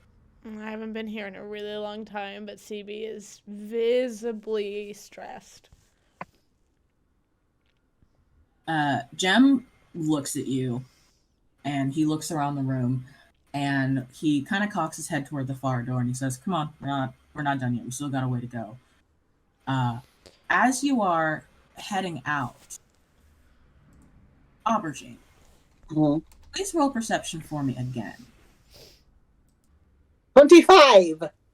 On a 25, not only do you realize where you know the scent from, and you realize it because you see something. One of the drawers of the desk is slightly askew, and you're able to see it as you are entering the room. And as you kind of, just in passing, look past it, you see a gold lipstick tube that is very familiar to you because you remember when it was being sold. You know that if you go and pick up that lipstick tube, on the very bottom of it, the color is going to be listed as Sadie Hawkins. There's no reason for anything of Sadie's to be in this office, and yet you know that's what it is. Jem continues, unless there's anything you would like to do with that information. Jem will continue to lead you on. I'm going to hold on to that for a second. Okay. Jem leads you through the reformatory school, which is, again, quiet and empty because, CB, as you know, kids have to go to the Armistice Day Festival, at least at the reformatory school. So it is a quick, quiet trip down the 4 flights of stairs into the central well, out into the same courtyard that you were in your dream, CB, and out, finally, onto the street of the complex. You can see the killing jar from where you are. From above ground, it's not a super imposing building. It's maybe 10 stories high above ground. It's got the Bureau's logo on it. It's imposing, but not frightening necessarily. It's meant to be that, and you imagine that there's something lurking beneath the surface, but it looks like a fairly innocuous building. Go ahead, and as you are approaching the killing jar, let me know what you would like to do. Can I roll just a general perception check? Anybody who can, or anybody who wants to can. I'm gonna roll. I got a nat 20. On a nat 20, you see guards that are on the inside, kind of like a bank where there's like that vestibule area.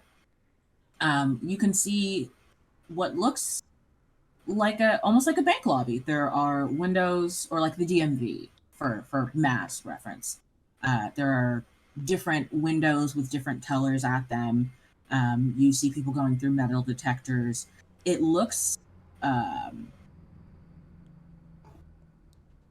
like some kind of processing area.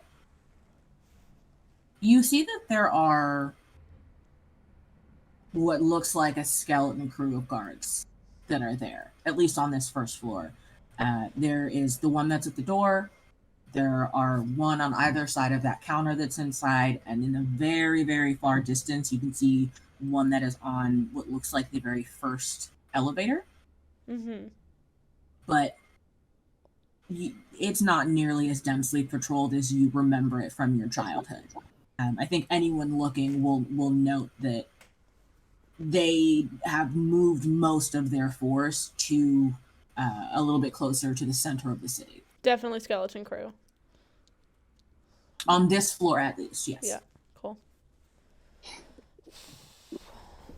I'll just look at the team. Like, you guys ready? Ready as we'll ever be. Okay. So I do the skateboard thing. I kick the back of the skateboard and pop it up into my arm.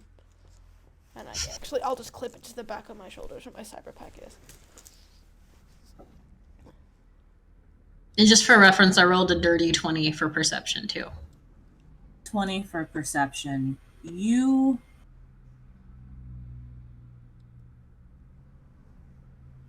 Dirty 20 for perception. I would say that the only thing that you note that CB does not, maybe because he's not looking for it, is something that's not actually happening at the front of the complex. You see in the distance, there is what looks like a warehouse, maybe a factory. You know that they make everything on campus for the city. You see tanks. You see a lot of tanks.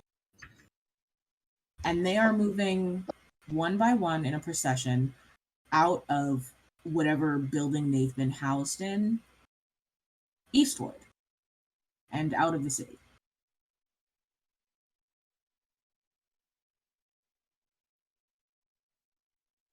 That's it. I wonder where they're going out of the city. Out of game, do you mean out of the Oxylux, I assume? Mm-hmm. Okay. Yeah, they're leaving the Oxylux, right? So why are they leaving the Oxylux on Armistice Day?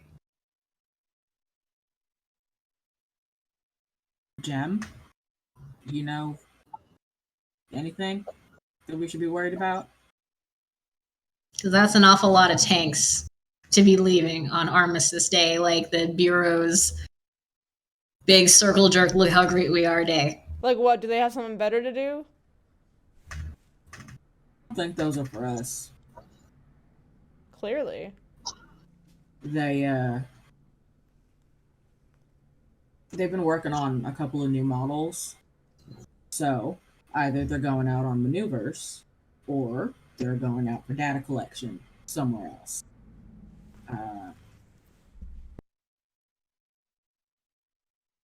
I don't know. Maybe Samir, Mr. Antigone will know. Between the tanks and the lipstick tube, Aubergine looks at everybody and says, "Keep your eyes open, dude. Something is off."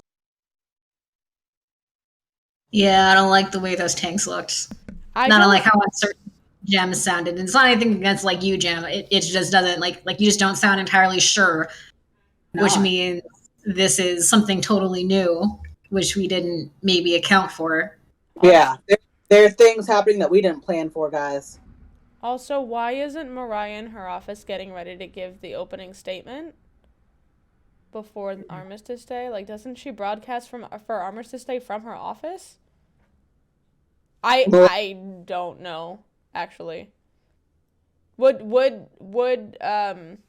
not Mariah, sorry. Millennia. Would Millennia be at Armistice Day broadcasting, or would she broadcast from her office? And Gem looks at Dinah and he says, "Didn't you say you had a friend in the audience?" And Dinah says, "Oh shit! Oh no, she's on the podium. There was a contest. There were 2 contests for the local Radium Girls and Breaker Boys. Right. The girl that sold the most taffy got to spend a day with Millennia, and the boy that recycled the most scrap metal or something gets to hang out with Byron's dick little brother for the day. Moxie won. So that's why she's here. I don't. She should be on the podium. So your friend is hanging out with Millennia, and that's why she's not in her office.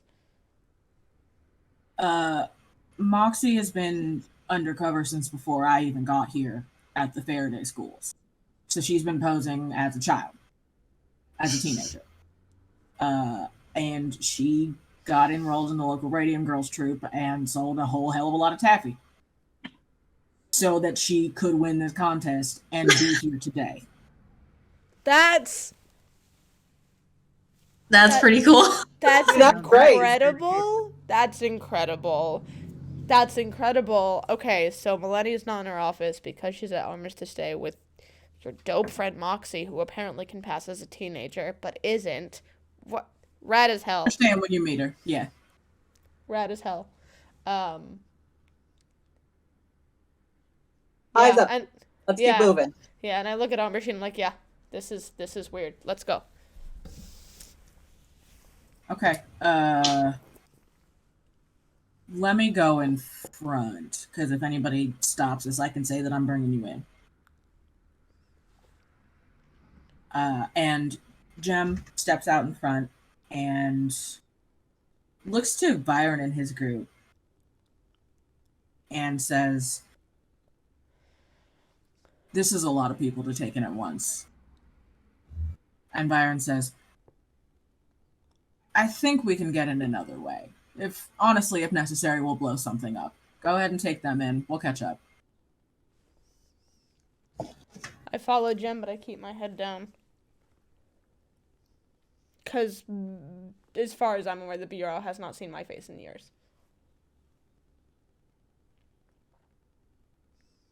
So we have got Dinah, Abe, Seraphine, CB, Aubergine, and I presume Sissy, following Jem Fane into the killing jar. Yep. Cue montage. It's about to go down. Leads you into the front atrium, past the basically the bouncer, who he nods to and seems to be pretty familiar with, and he just says, "Stragglers for Armistice Day. I'm just gonna take him in, and I'm gonna head over to the festival." He says, "Yeah, right on, man. At least you get to go."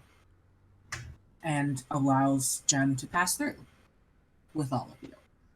He leads you past what is a long, winding serpentine line that wraps around the booths and around itself to a bank of elevators where there is just a young dreadnought. He doesn't look much younger than you, CB, who looks at Jem, and he clearly knows him. And he says, "Fane, I thought you're like Thalamus's favorite. I thought you were going to go to the festival." I don't know about Thalamus having any favorites. Speaking of Thalamus, I did just remember that I said that Lady Prescott is with you. She went with the morticians. Yeah, but in order to get permission to go, I gotta just take them up first. Oh, where are you taking them? Isn't it obvious? Second floor. Yeah. And he looks at Aubergine in particular and looks at your pink leather jacket and nods and says, yeah, that tracks. All right, well, good luck, man. Enjoy the festival for me." And Jem says, "Yeah, of course, man." And he leads you all into the elevator. And as the door closes behind you, he looks at all of you and he says, "I fucking hate that kid." I could tell. I look at him like, dude, it fucking sucks here. He was nosy. Everybody here is such a fucking wiener. It's so terrible. Wiener, wiener. It smells God. like snake in here. That guy probably owns a fanny pack and wears Crocs in his spare time. I'm sure he does, and I work on a different floor. Well, Musty. that's That smell when the fire alarm comes on and all that water sprays out and it's been in the reservoir for 30 years. That's the energy his spirit had. Thank you. See, you get me. Stagnant water. it's like an Yeah. old sponge. You got the energy of stagnant ass water, my guy. Yeah. Oh, Okay, so you are in the elevator heading up, and he looks at all of you, kind of just like does a head count, and says, okay, so ideally, we just need to move to the elevator to the right when we exit this door. Quietly. If we don't move quietly, they have a big fuck off floodlight that they're gonna turn on and blind all of us. Gotcha. I would just generally recommend not looking around. This place sucks. I mean, most jails do, my dude. No, this place extra sucks, Miss Dreams. This place, we're going to the level where they keep the artists, and it's not great. Have you ever heard of a place called Hell before? Yeah, that's what literally, ma'am, that's what this fucking place is based off of. It sucks here. that's the place where they electrocute the artists, right? They don't. You can see through all the doors and shit. It's not. It's pretty uncool. Okay, so like, the Geiger is like all no art and shit, right? That's cool and all, except that like his whole shit is based off of how smart he is and how much art he knows about. So the whole fucking prison's based off a book. So I really don't understand the whole dichotomy he's got going on. Sure. But that's the guy that we let be in charge. Yeah. Cool. Yeah. My job sucks, dude. I mean, I can make a snide comment about, but this is the choice that you made, but I also understand now why you made that choice, and also it's very helpful that you made that choice, so I won't make that comment, even though I just did. Also, yeah, this place sucks. This place sucks, and I'm sorry, and also thank you. I'm gonna shut up now. Focus. Sissy kind of reaches over and pats you on the head. I get that a lot. It's very strange to have more than a 2-word conversation with my former best friend, who I have not seen in a social context in many, many years. I mean, I did see you a couple of weeks ago and you yelled at me, so. That's more than a 2. This is more than a 2. That was a 2-word conversation. This is more than we gotta go. About that time anyway. You see like the dots on the buttons light up, and as the doors open on the second floor, if everybody could roll me stealth first and add 10 for pass without a trace, which will end at some point, but you've got some time. You've got probably about 40 minutes left on it. 23. Damn. Wait, stealth plus how much? Plus 10. 28. Hell yeah. Well, also 28. Oh, I have to roll for Dinah. Oop. Dinah just barely passes. 32. Hell yeah. I don't know how this crew is quiet as fuck, because we are not, but here we go. I gotta Okay, be. Dinah and Abe just barely passed. Jesus. 32. Unbelievable. I'm glad 2 people are at least being true to the group. Dinah I'm the oldest is, of 9. I'm used to sneaking out places. I have a +7 to stealth. Dinah be doing what she wants and is not used to having to worry about consequences, so she's kind of just vibing her way out of the elevator.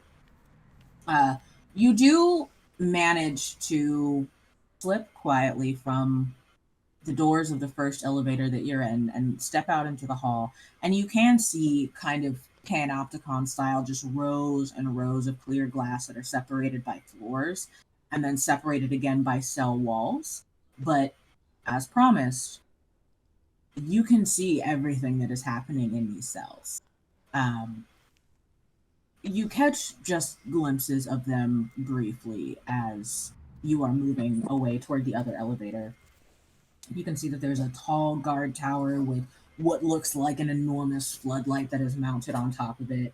And you do clock a couple of dreadnoughts who are on this floor who are very interested in what's going on in the cells in kind of that morbid fascination kind of way. And you are able to move to the second elevator, open the door, step inside, and begin moving up to the third level without any hindrance. I'm going to need another stealth check as you exit the third floor. Seraphine, please don't fall. Can you remind me what the third floor is? The third floor... Is that greed? Is gluttony. The third apparently floor is stumbled. gluttony. I apparently stumbled bags because I got an 18. I got a 16, so we both... You fell, and then I was like, God damn it! And then I fell behind you. Are we still getting plus 10? Oh, 35 then. Having y'all roll and then not rolling for the NPCs. 23.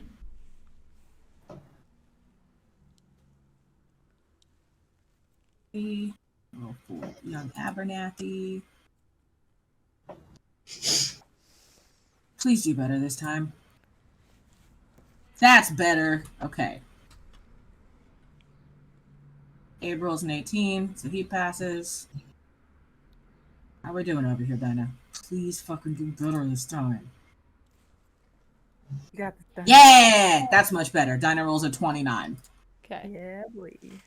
So you all managed to pass. And you know, first of all, Aubergine and Seraphine, you realize why you slipped. Everything here is wet. There's a constant drip to everything. There's a chill in the air, and that, speaking of stagnant water, there is that kind of smell of water that has fallen and settled and then fallen again. Everything is glistening, and there's definitely a draft in this entire sort of chamber of cells. So it has like Outlast vibes. Yeah. Oh, definitely. There's like a strong sense of smell of mildew, and as you pass by, you can see that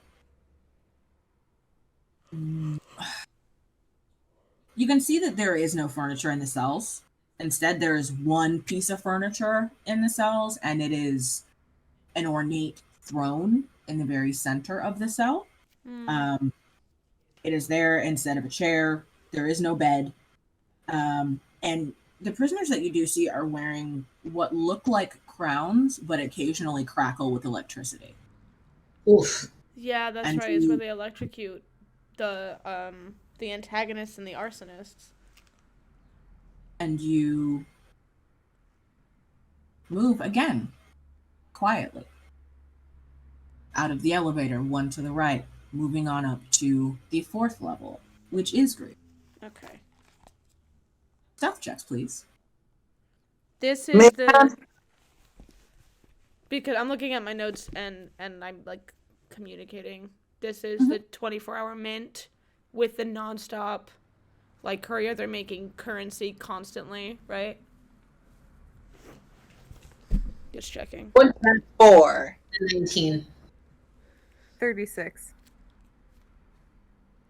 23 before passing without trace. So 33.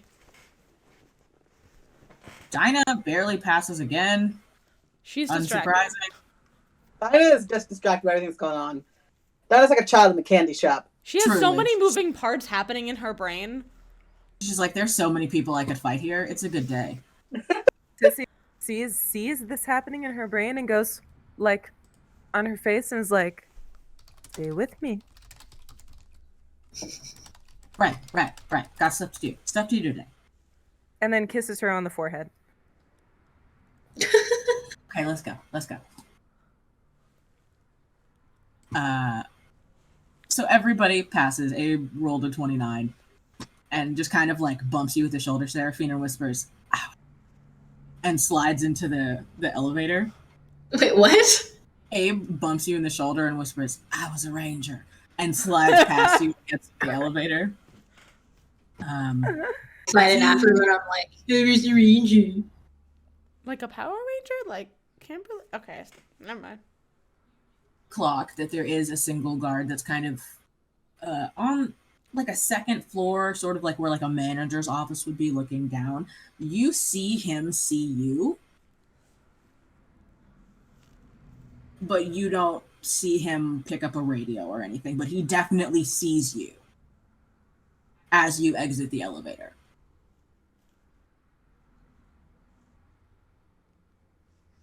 Cool. Do you wanna just keep moving? All of us see him see us. Or just me. Oh no, he sees The you. Okay. I think Jem's still with us, right? Uh-huh. I was gonna say do what Abe and I used to do back when we were sneaking into shows we were supposed to be into. You act like you're supposed to be there. Yeah. And keep going. You get into the elevator. Jem turns around and salutes the guard. And after a moment, the guard salutes back. And the elevator doors close. Because that's how all of the prisoners are escorted down, right? They're escorted down by one of the guards, just elevator by elevator. There's no other way to get back and forth in this prison. Yeah. Right, but I guess, is there no security precautions? They don't cuff them or anything? They sometimes do, but If the it's idea necessary. is once you are inside, Yeah. you're not getting out. I assumed. Because once you're there, you're stuck there, so fuck it. Yeah, I assumed. When you hear your family, forever. Oh! It's the Olive Garden of prisons. I hate this. You step out of the elevator, and you are on the 5th floor. And I'm not going to have you roll perception because the smell hits you immediately. It is a wet, irony, fresh meat smell. This is the Battle Royale level, isn't it? It is the smell of fresh blood. Oh, Squid Game. Blood. I'm going to need you all to roll stealth for me, please. And not Constitution. Now. 22. 26. 25 with pass. 13. Sissy goes. Okay. The good news is only half of you had to pass. So, This was my Aubergine, favorite part of training. I hated stealth. Hated it. Aubergine, you do kind of slip and stumble. You did not scuff the bottoms of your shoes like circuit board, so you do manage to slip in some fresh blood. And just before you hit the ground and, make the noise of a body falling, Jem Fane reaches out and grabs you by the back of your leather jacket. Yeah. And slowly tows you back up to your feet. I want to say that it's like two things at once because I'm also like retching at the smell, and I think Jim just like grabs me, pulls me by the back of the jacket, and just like fucking bear hugs me. So whatever noise I'm making is absorbed by his body. Yeah, he's prepared to take whatever is about to come out of your body, just to fully take one for the team. Thanks, Jem. I'm so glad I'm wearing my non-slips. I just pulled up the bandana over my nose. Luckily, because you did not hit the ground and Jem was able to catch you, you don't draw a lot of attention to yourselves. You do see in what is very dim, kind of murky light, you do see several sets of eyes kind of glittering at you from beyond the walls of the cells. But you know that until those doors are lifted manually by the guards, they can't get out. And that's at 6? Yes. So you've got hours before they can get out of that level. On to the next floor. Go ahead and roll. Yeah, go ahead and roll stealth for me. When we're in the elevator, I think I say, sorry about that, and thanks, Jim. I wasn't ready. You told us, but I wasn't ready. Listen, Woof, I don't 16. want anybody to be fucking ready for the shit that happens in this place. It sucks here. I'm just lucky it wasn't fucking all of you. It'll come out. The next level's gonna suck. 16. 16? And that's with the modifier. 16 as well. 27. All the numbers I've been giving have included the pass without a trace. Yeah, so with pass, 32.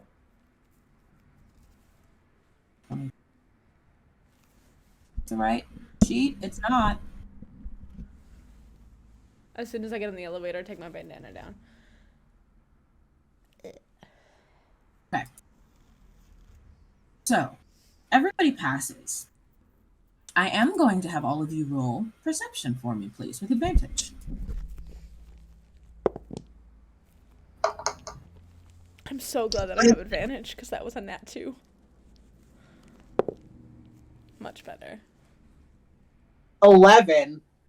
The dice have turned on me, y'all. 21. Dinah's struggling too. 19. 19, 21, 20, or 11. What'd you get, Bree? 8 with advantage, but the other roll was a crit miss. I got We'll a nat take 2 it. for my other roll. Bree, to make you feel better, I rolled an 11 and a 10.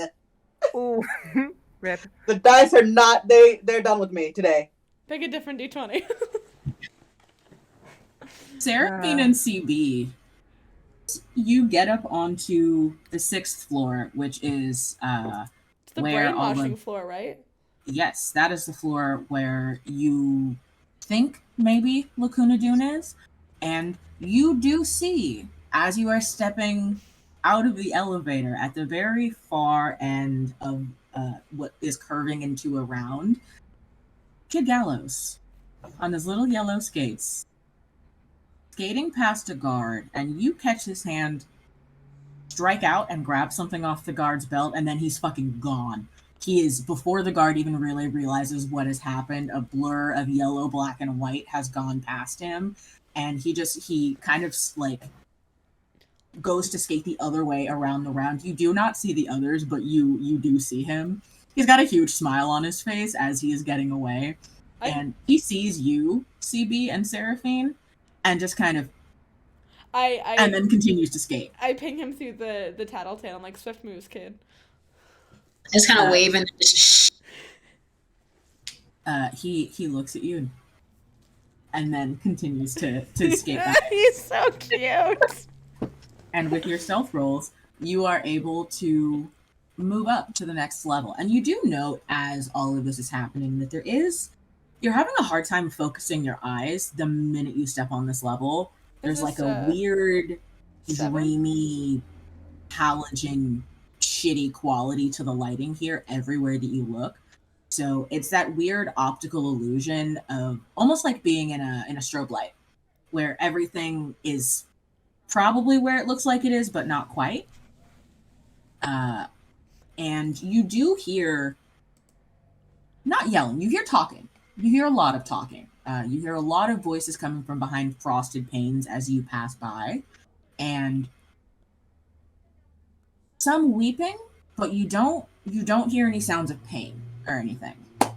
And then you are into the elevator.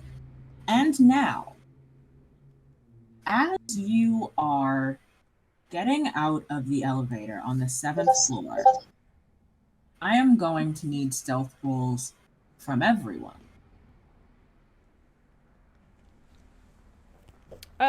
Do I get the sense that because we have passes without trace, like, the cameras are probably watching us, but are they really, like, paying attention, like, are images being recorded for any particular purpose, or do they just assume we're more prisoners? Can I roll, like, either Arcana or Insight on that?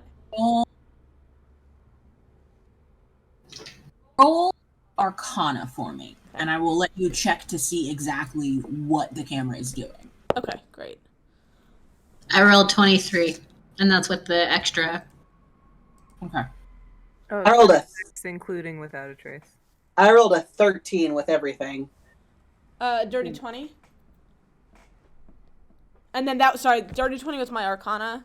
Huh? And then Stealth is Also a dirty 20 plus 10, so 30.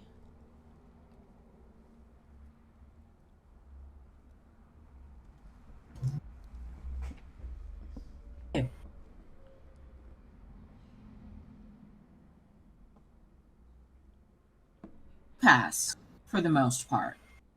As you step out of the elevator, all of the lighting on this floor is red, so it's immediately very difficult to distinguish one thing from another. So it's very difficult to see that there is one person waiting beside the elevator, as if for someone to exit so that they could strike. I am going to need Sissy, Aubergine, and Circuit Board to make dexterity saving throws for me to avoid this person as you exit.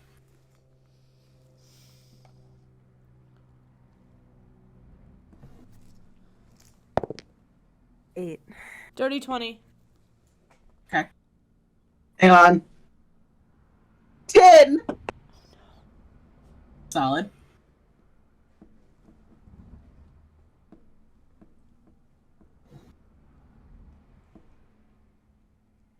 That's a hopeful face.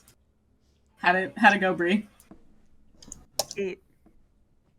Okay. 8 is how it went.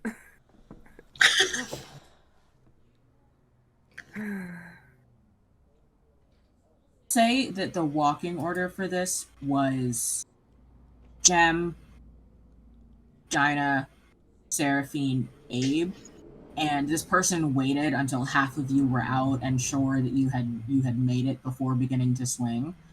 CB, you just barely managed to get out of the way of the end of what looks kind of like a crowbar. You're not 100% sure what it is, but you have seen dreadnoughts with them before.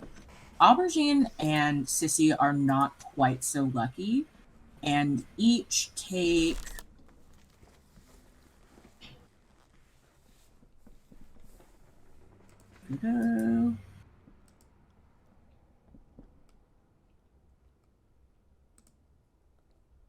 Each take... Can I see it? 11 damage.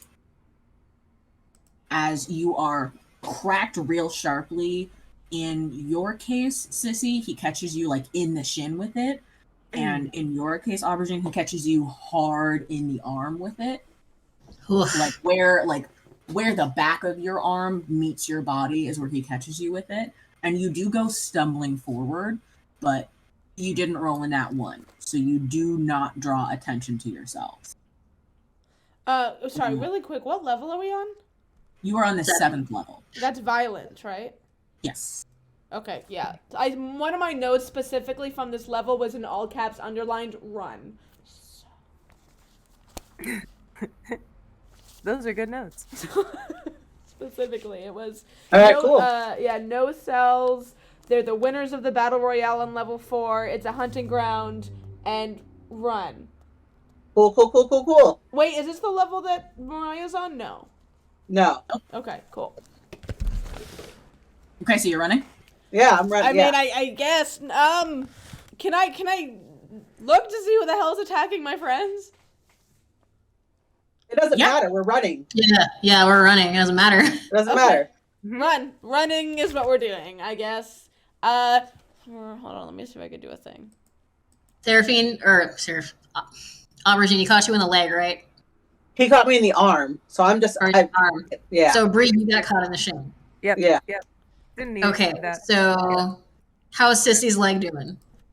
Oh, I'm when God Like, is can you with run? me, who can be against me? I say as I lopsidedly propel myself forward.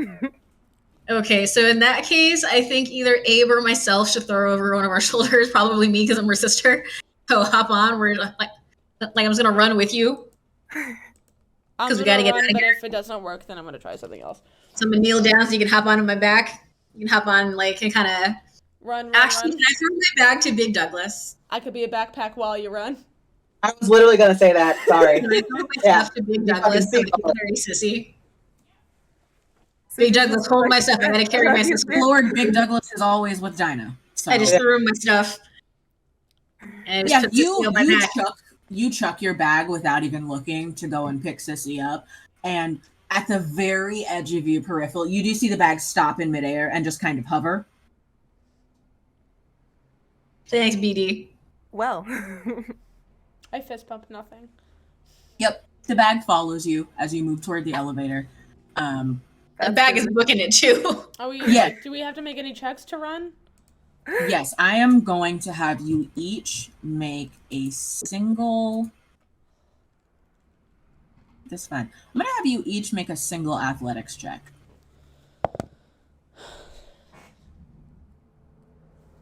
$19. Okay. 4. 22. 5. Oh, man, Aubergine and Sissy. Whew. 4. So my one shin may be ouch, but my other quad is here. Is ready.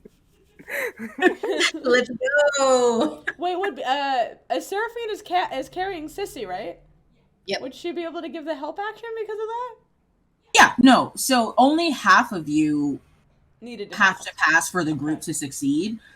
Barring like a nat 1 or a crazy low roll, I'm going to say that Sissy, of course you rolled a 4. You just took a crowbar to the shin bone. Luckily, Seraphine is carrying you. So you are feeling it very, very much so, but you do not slow Seraphine down as she pulls you into the elevator. Aubergine, you, between the smell of old blood that's not yours and the searing pain in your arm, you are beginning to struggle. But you did not roll a nat 1. So the fact that you are here and you are this close to where you know that Vigil is, and that this is what you came here to do, you do manage to go limping, dragging your bloody footprints all the way to the elevator and get inside before this person can get another crack at you. You do all manage to make it into the elevator, and as you kind of like slump, Seraphine, do you put Sissy down? Or are you just going to hang on to her? I'm just going to put her down for a sec. I'm just taking a breather. I'm gonna start using my other dice, y'all. You're not a toddler buddy. anymore. I can't carry you. No, I can't carry you guys around anymore. Abe pats both Sissy and Aubergine on the back and says, "That shit looked like it hurt. Y'all good to keep going?" It wasn't great, Abe. It wasn't great. Let's go. Can I do a medicine check? In patting each of you on the back, Abe has given you each 5 points from his lay on hands pool, so please add those back to your HP. Thank you. Abe.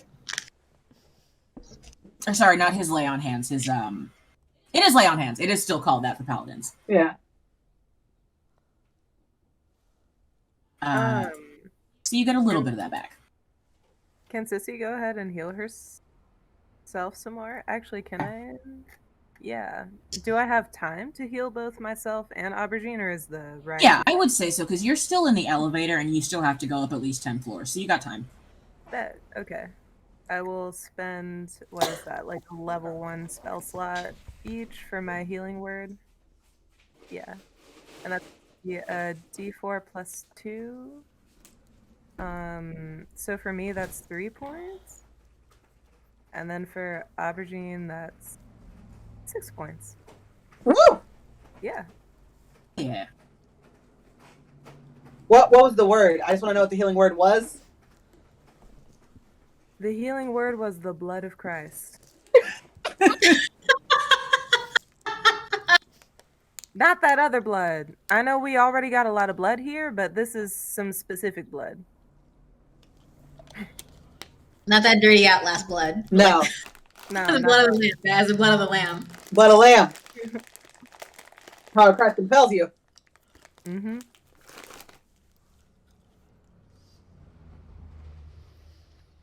So you managed to get everybody kind of patched up. You slap some band-aids on folks and shove some energy drinks in them. Just chug this real quick. Oh, And yeah, you do my manage to... are here, by the way. Hmm? My band-aids are here. Perfect. Solid place. Oh, God. You manage to get everybody patched up, and you start to hear the sounds of the next floor before you get out of the elevator. The doors open, and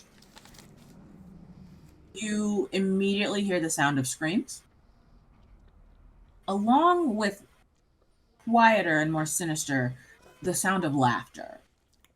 It's all coming from behind closed doors, but you can see that every surface, including the floor you are standing on, is reflective. And you can see that some of these mirrors are broken, particularly the ones to cell doors. Some have impact craters on them with something dark and sticky that's probably blood, usually around or in the impact crater. You immediately get horrible vibes from this place. Can I communicate the notes that I have taken on this level? Yes. So, if that's helpful at all. If not, we can just keep going. Tell us. So, what I wrote down, and I'll just say TB says this over the tattletales, this is those that are resistant to the other levels that we faced, and there are test subjects for everything that the Bureau develops. Is that not this level? Am I wrong? The next one. Oh. Oh, I'm so confused. where are we? You guys are on the level right underneath that. You just left level 7. You are on level 8, which is fraud. Oh, okay. Oh, we're on fraud. Okay. That's what I thought this level... I guess I got... My notes are mixed up then. Okay. Yeah, you do have the right level. It's just the very last one. Okay, so the description I just gave is for the next level. I guess I didn't write notes for this one. I wrote Black Mariah, but maybe again I got it mixed up. Yeah, no, Black Mariah would be on the one with the resistant to everything. So that is the next. Sorry. Oh, okay, stealth roll. Fraud, you do know that fraud is where those who exploited others for their own self-interest are. So it's like doctors, former scientists, holy men, things like that. Okay. Those are the people that are locked up here. Okay, thank you. Sorry about that. Nice. It's a lot of levels. I am literally referring to my notes in my lab, so it's a lot to keep track of. Stealth checks, please. It hasn't failed me yet. Do we still 32. Do we still pass? You'll have passed for this level, yes. I rolled with both sets of dice. Can I take the one from the better roll of dice? Yeah, because it's been rough. It's been rough for you. Okay, even with the better set of dice, it was still only a 16. I got... Oh, no. Yeah. 27. 7. 33. Hey. Hey.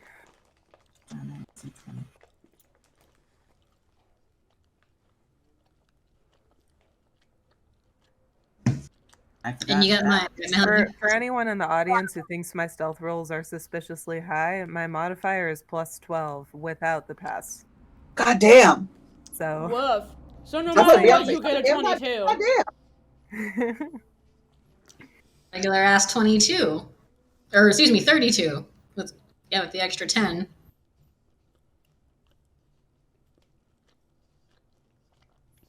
So many character sheets open. I am so sorry.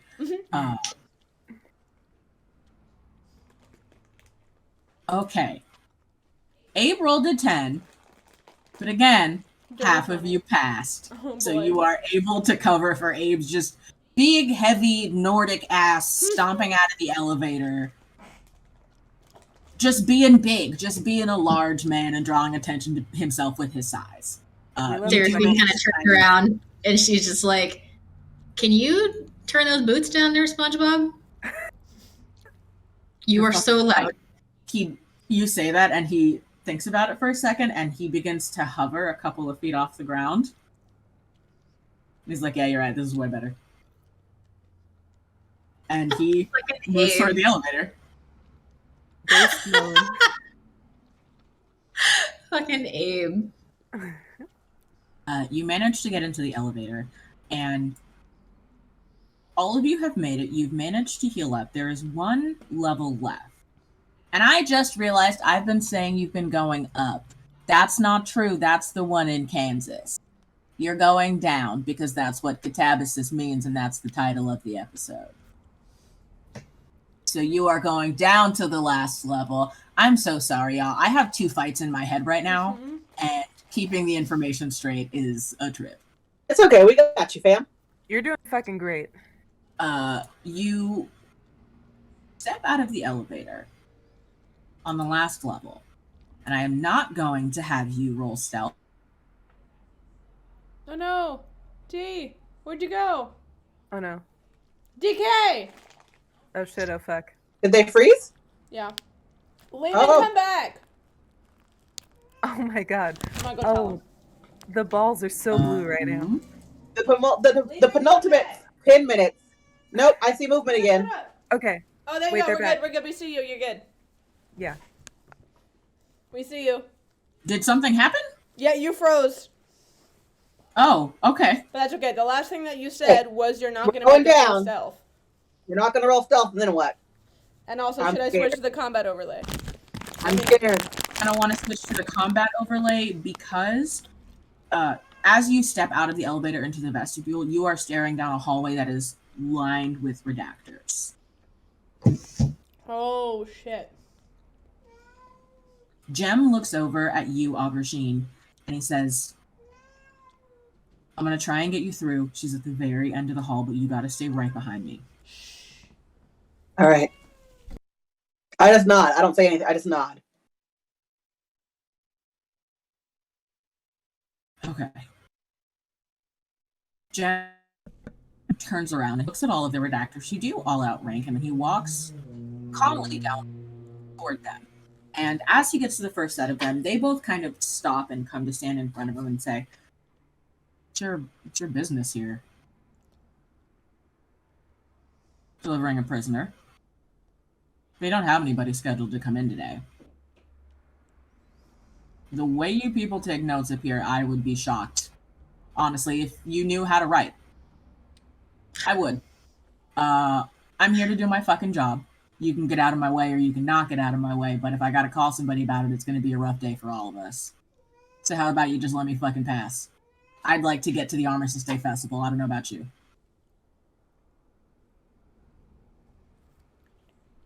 How he doing?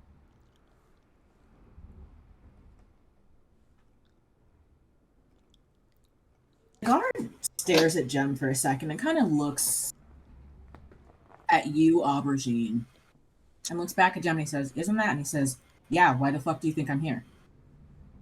Obviously, we can't just keep her on one of the regular levels, so can I go put her in a fucking cell now? Alright, man, alright. Yeah. I'll, you know what? I'll check with the higher-ups. Somebody probably just lost the transfer form. Yeah, you know what? Go ahead. Take her down. Aubergine.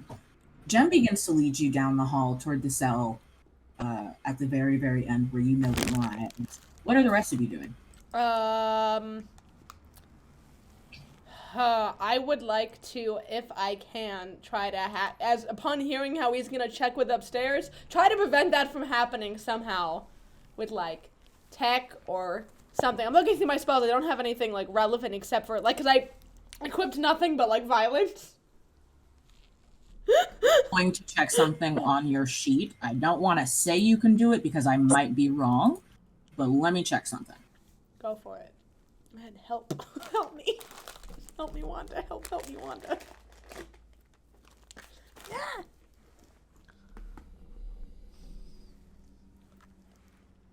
Uh, Okay, so you do have a spell that you can use right now if you want to attack. What is the goal that you're trying to accomplish, I guess I should ask? He wants to communicate with upstairs to check to see if there are prisoners and if he missed the note. And I want to disrupt him being able to reach anybody like they're not available. In this case, if I go to see him, make communication. If he's not doing it right immediately. You do see him kind of go to radio up. I will...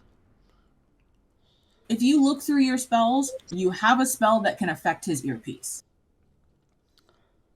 Without causing, like, a huge thing? Mm-hmm.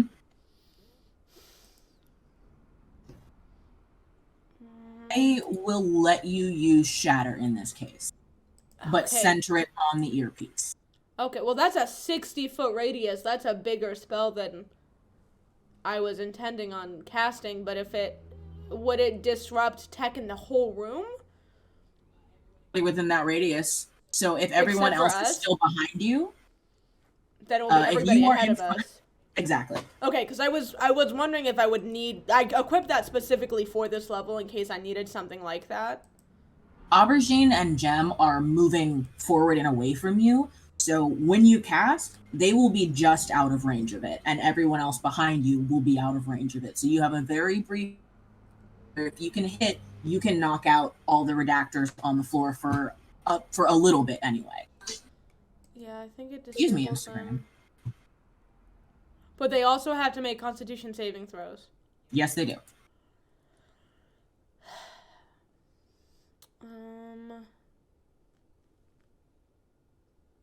Non-magical object that isn't being warded or carried also takes the damage if it's in the spell's area.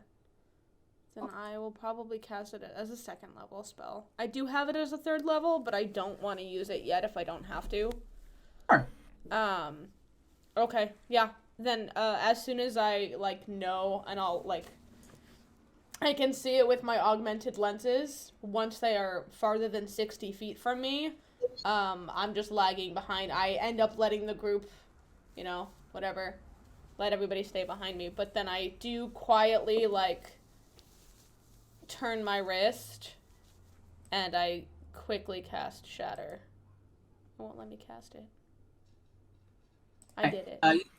You said that they have to roll Constitution, right? Yeah, so a sudden loud... so this is the other thing is I don't know. It's a sudden loud ringing noise, painfully intense, erupts from a point of your choice within range.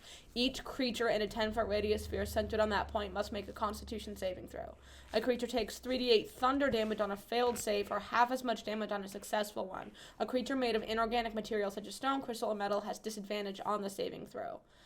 So I guess I don't really want to alert them to what is happening, but if once they get to Mariah's cell, I can disable a bunch of these dreadnoughts to make our escape easier, I feel like that would be trying to strategize. I'm new to magic using, I'm sorry. No, that's totally fair. In this case, since we're using Shatter in a special way, I will say that the ones who fail the con save, you are able to hit them just in their earpiece without necessarily alerting the other redactors that are on the floor. 2 of them passed. Okay. So 2 of them about halfway down the hall, just after where Aubergine and Gem have just passed. They are just a little bit too far on the edge of the range, but everybody in front of you, which is 6 redactors, is suddenly hit with a blast of a sharp, piercing noise in either one or both of the components of their earpieces. And they all the ones who are all hit and afflicted kind of crumple and start ripping at their earpieces. You all have a moment if there is anything that you would like to do before they manage to recover. They also take 8 thunder damage each. 8 thunder or a damage. half if they passed half, so 4 to the 2 that saved. Okay. Can I say that I communicated to everybody that I said I'm gonna hit these guys, I'm gonna knock out their signal, get ready. Yeah, I think that's fine. Okay. Okay, so we each get 1 action before. Yes. If there's something that you want to do, you do have a brief moment while they are recovering. Okay. How many people would you say are still in touch range of me? You're behind CB, so you would just have to move a little bit in front of him, and he's already cast the spell. You would be able to get to the first set of redactors within probably 15, 20 feet. Yeah, I keep walking as soon as... Of our own party. Oh, you're all clustered next to each other. The only person that's not with you is Aubergine and Gem, so you can get everybody if you want to. Okay, so that's 4 people total, including myself? 1, 2... Yes. Okay. Then I would like to use my heroism at the, wait a minute,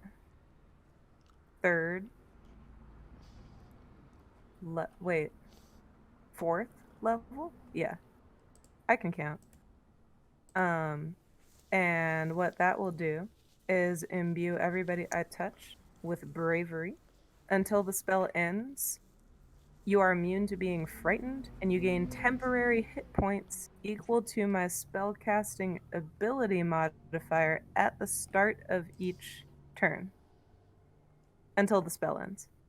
How much is it? What's your modifier? 3? My modifier is... Wait, am I charisma or int? Wisdom? Or a whiz? Whiz, I think.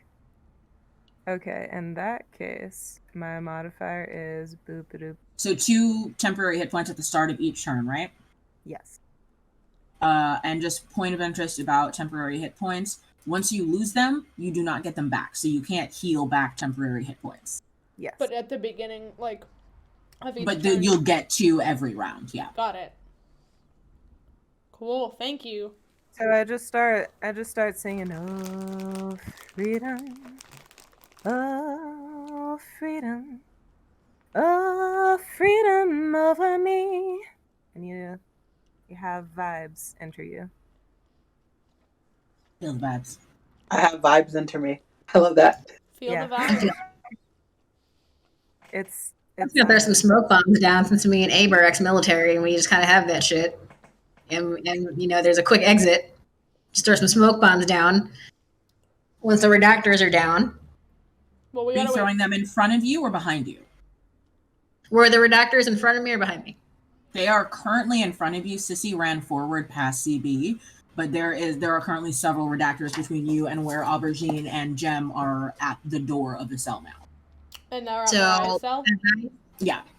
So as I see Aubergine and Jem coming out, I'm gonna throw the smoke bombs and just tell them to run. As soon as all 3 of them come back out of the cell? They are getting Yeah. to the door. They haven't entered. Oh, the we're door. not there yet. Oh, We're we're just at in the door. the door. Mm-hmm. Okay. So then, wait. So then there's just downtime with us just chilling with redactors. They Yeah. are all currently suffering some serious damage to their eardrums. But it lasts for a little while. Yeah, so there's a moment of like the actual onslaught and then the pain afterward and them trying to recover from that. So it's in real time, it's not a whole lot of time. In real time, it's probably 10, 15 seconds, but you do have enough time to do an action. And the reason that I did this now and not after Mariah is for twofold. 1, so they're distracted while they go into the cell to get her. And 2, because they were going to call upstairs to investigate why we're even down here. And I wanted to prevent them from doing that. Because I'm trying to save all my big stuff for if we get into some serious stuff. And I really only have big actions.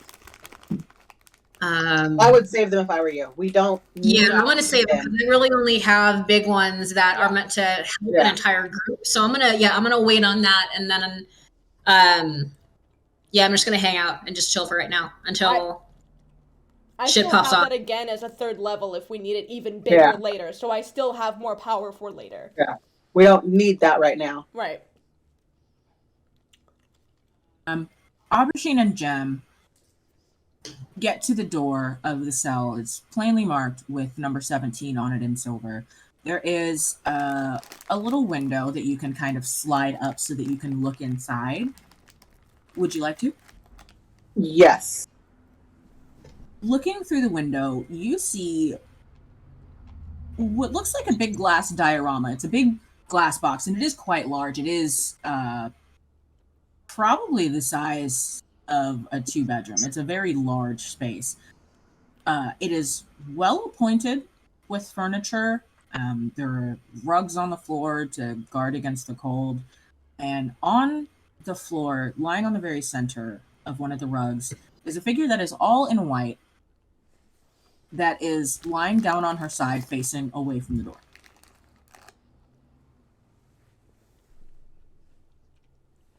I look, and I haven't seen her in so long that my first instinct is to smile because I'm seeing her again. and then there's a moment of sadness, and then I remember that we need to get her the fuck out of this room. And he says, "That's her, right?" Yeah, let's go. Okay. And he doesn't have a key card or anything, but you know that all the dreadnoughts have beacon technology, so he waves his hand past the door, and you hear a lock that you don't see unlock, and the door swings gently open. And he says, "You want to go by yourself, or you want me to come with you? It's up to you." I don't know what physical state she's in, so I might need help, so I want him to come with me. Yeah. Okay. You and Jem sleep into the room, and as you enter the room, the figure in the middle of the box sits up. As she slowly turns, you see the same familiar chocolate brown hair. It is much, much longer now. Not quite as shiny, but still particularly well kept. It's going gray just a little bit at the temples, just enough to look kind of distinguished, not enough to suggest like great and repeated trauma. And if anything, she looks sleepy. So there's a moment where she turns all the way around and locks eyes with you and doesn't process that she's seeing you at first. She looks from you to Jem, and it's not fear so much as just caution on her face as she looks at him. And then she looks back at you, and you watch the film kind of rise from her eyes. You see her know you as the most important person in her world. And she rises very slowly and walks all the way over to the side of the glass closest to you and just presses her forehead against the glass. I put my finger to my lips. She nods.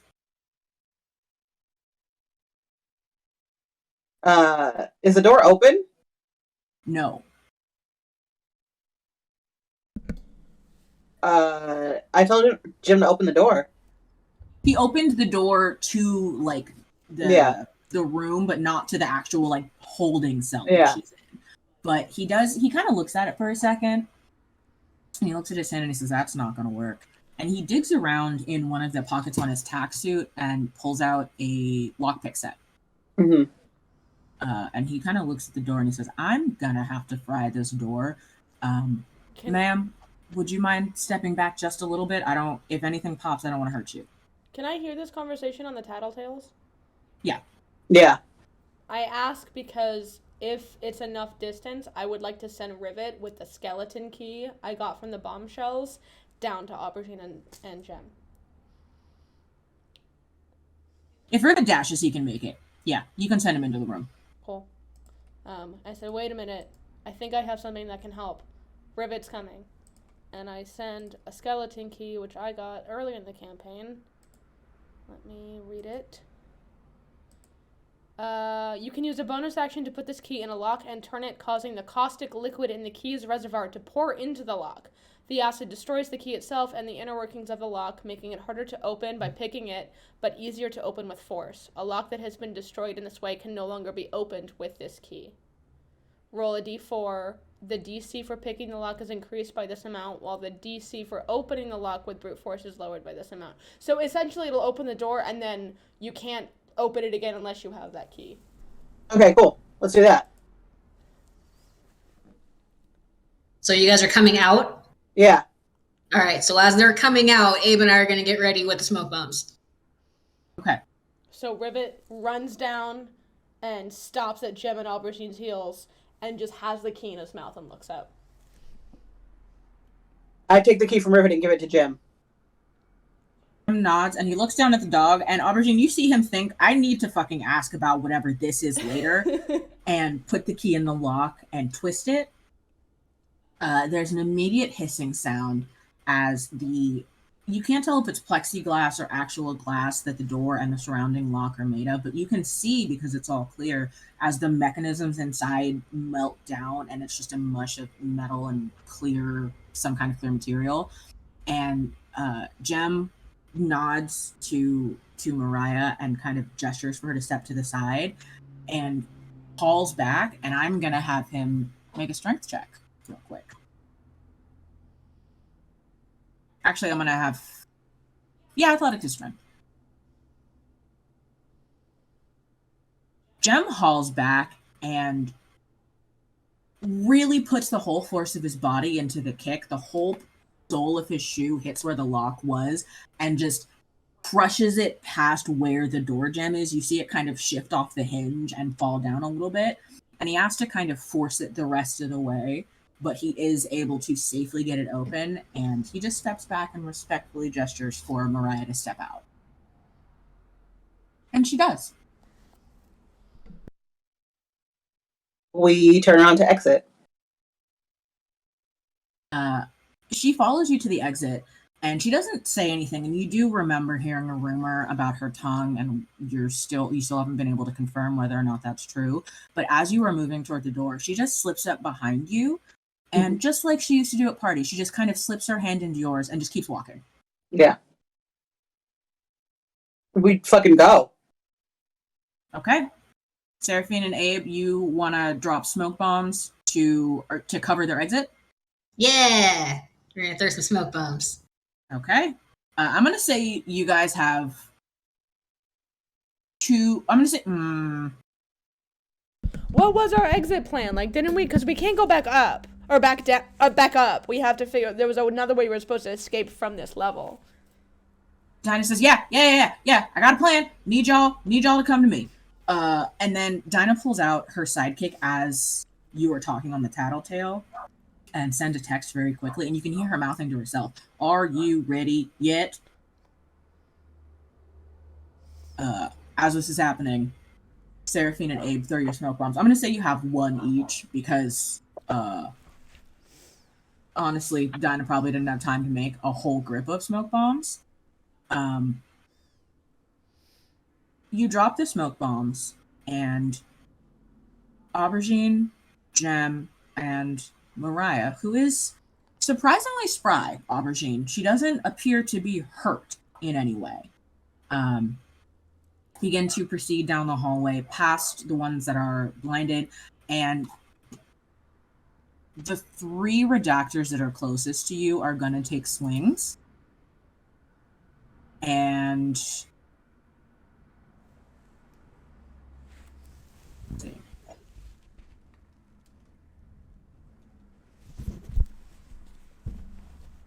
I'm gonna try and take swings. Two of them are going to swing for you and Mariah to try and grab you, and one is just going to swing on Jem. It tries to. Jem manages to duck underneath the arm and capture it, and he still has a hand free. So he is going to... Yeah, he cracks him in the underside of the chin with the free hand that he's got. He rolls a fucking 25 to hit this man in the face. So he does him a solid 6 damage, and then he's gonna go ahead and spend a key point to Flurry of Blows and crack him 2 more times. Jem's a monk? Jem's a lot of things. That's my boy.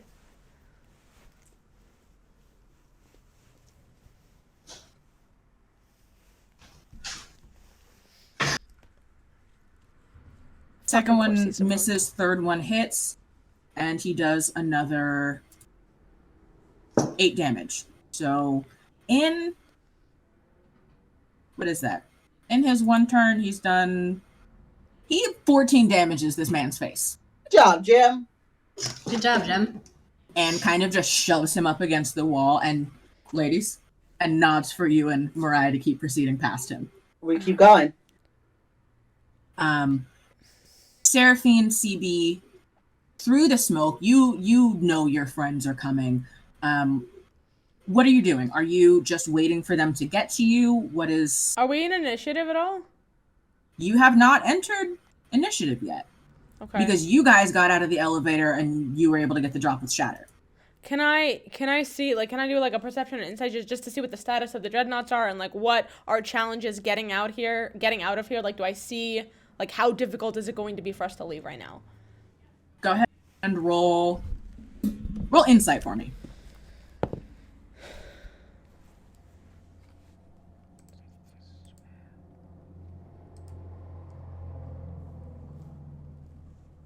$19. 19, you know that there are at least two that you didn't get.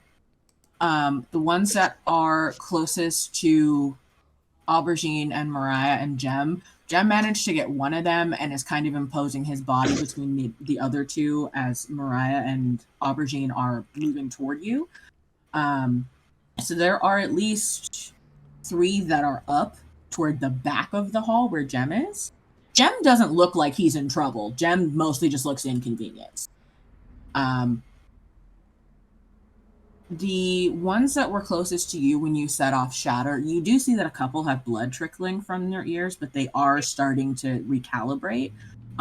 You do note on that 19 perception that the ones who were hit with Shatter seem to be having some trouble balancing.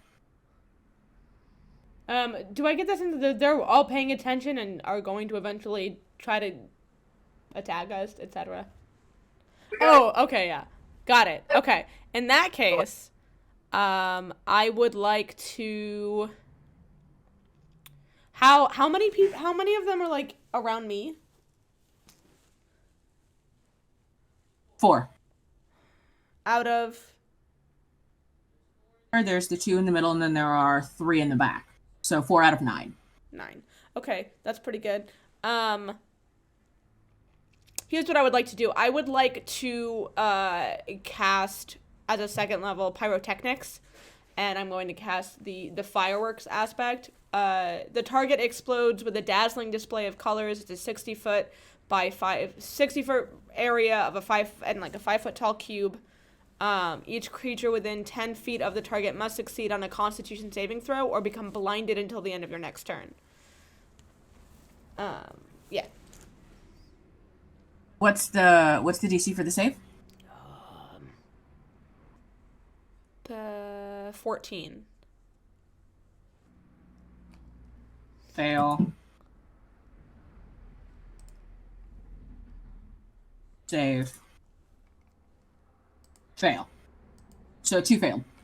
Cool.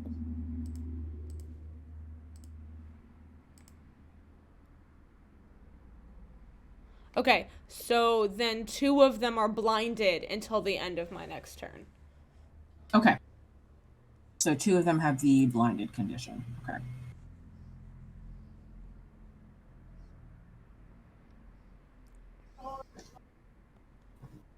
I think the way the spell looks is my mage hand attaches, it crawls onto the floor in the middle of these 4 dudes, and then from this part shoots up like sparks and fireworks as if it's a fireworks. Almost like you guys. Okay. And then You do the 2 that are right in front of you drop immediately. There's no time for them to avoid looking this or catching this blow in the face. So they are blinded and now presumably partially deaf in one ear from the percussive blast. So 2 of the 4 that are in front are not unconscious or making death saves, but for the next round at least out of commission. You've still got, I can count 7 of them that are toward the end of the hallway. Jem is now making his way towards you. Aubergine and Mariah get up to where you are. They wait for you to set off your fireworks and then kind of sweep past the wreckage. Dinah looks around and just, come on, and kind of points at Jem, just, come on, let's go. Dinah looks at the rest of you and says, okay, I need a door. I need a door, ideally a door that doesn't have somebody in it. Just find me a door with a lock.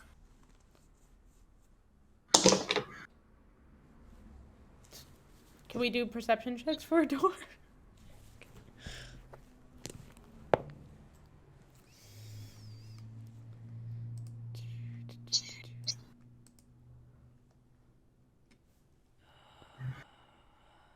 18 plus 8 is 26. Hell yeah. 26. You feel better now that Mariah is here and you're able to focus a lot more.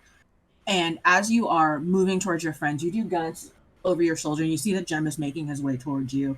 And as Dinah starts shouting about a door, your head kind of sweeps from side to side.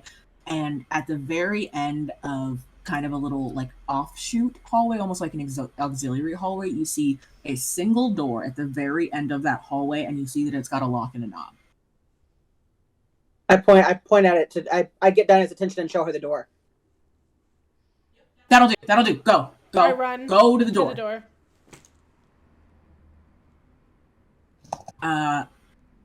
Jem is the last one to catch up, and by the time he gets to you, he's taken several hits. His face is pretty bloody, and his knuckles are starting to bloody. He looks to be in fairly good spirits, though, and he catches up just as you all get up to the door, and Dinah reaches into one of the chest pockets on her tack suit and pulls out a key that looks very familiar to three of you. It looks very much like the key that Semiramis St. Fleur pulled out before walking into a closet. Yatta! And Dinah fits the key into the lock and says, "This better fucking work," and twists it once to the left, once to the right, and back to the left, and yanks the door open. And you all see the interior of the Oleander St. Fleur mansion on the other side of the door. Go! Don't know how this works, but I'm gonna find out. Run through the door. I grab Mariah and we run into the door. Go! Yep, me too. Everybody sprints? Mm-hmm. Okay. Some of the ones that are in the very, very back are recovering and have drawn their guns. I am going to need each person to make a single dexterity saving throw for me as you are going through the door. 19. God, 19? why? 11. 11, okay. Oh God, why? 11. Okay. So a lot of us didn't do well. Dinah got a 7.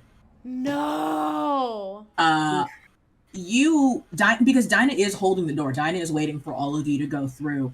So you do see as Dinah takes a shot in the back of the shoulder, and it kind of twists her down toward where she's holding it, but she does not move from holding the door open with the key in it.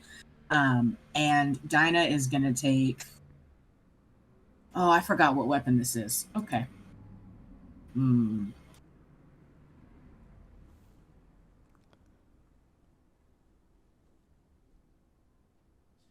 Woof! Dinah takes 25 damage. Oh no! As she is blasted in the back with a laser holding the door open. Sissy, you get grazed in the leg. The same leg that you got crowbarred in, the one you just healed. You absolutely get grazed with another laser, and it does damage your pants, which is not ideal. So you fall through the door, and you all kind of like come through the door in a heap. And by the time you have all gotten in through the door and Dinah has managed to pull the door shut behind her, Miriam Oleander has rolled into the room. And is just... Felicity?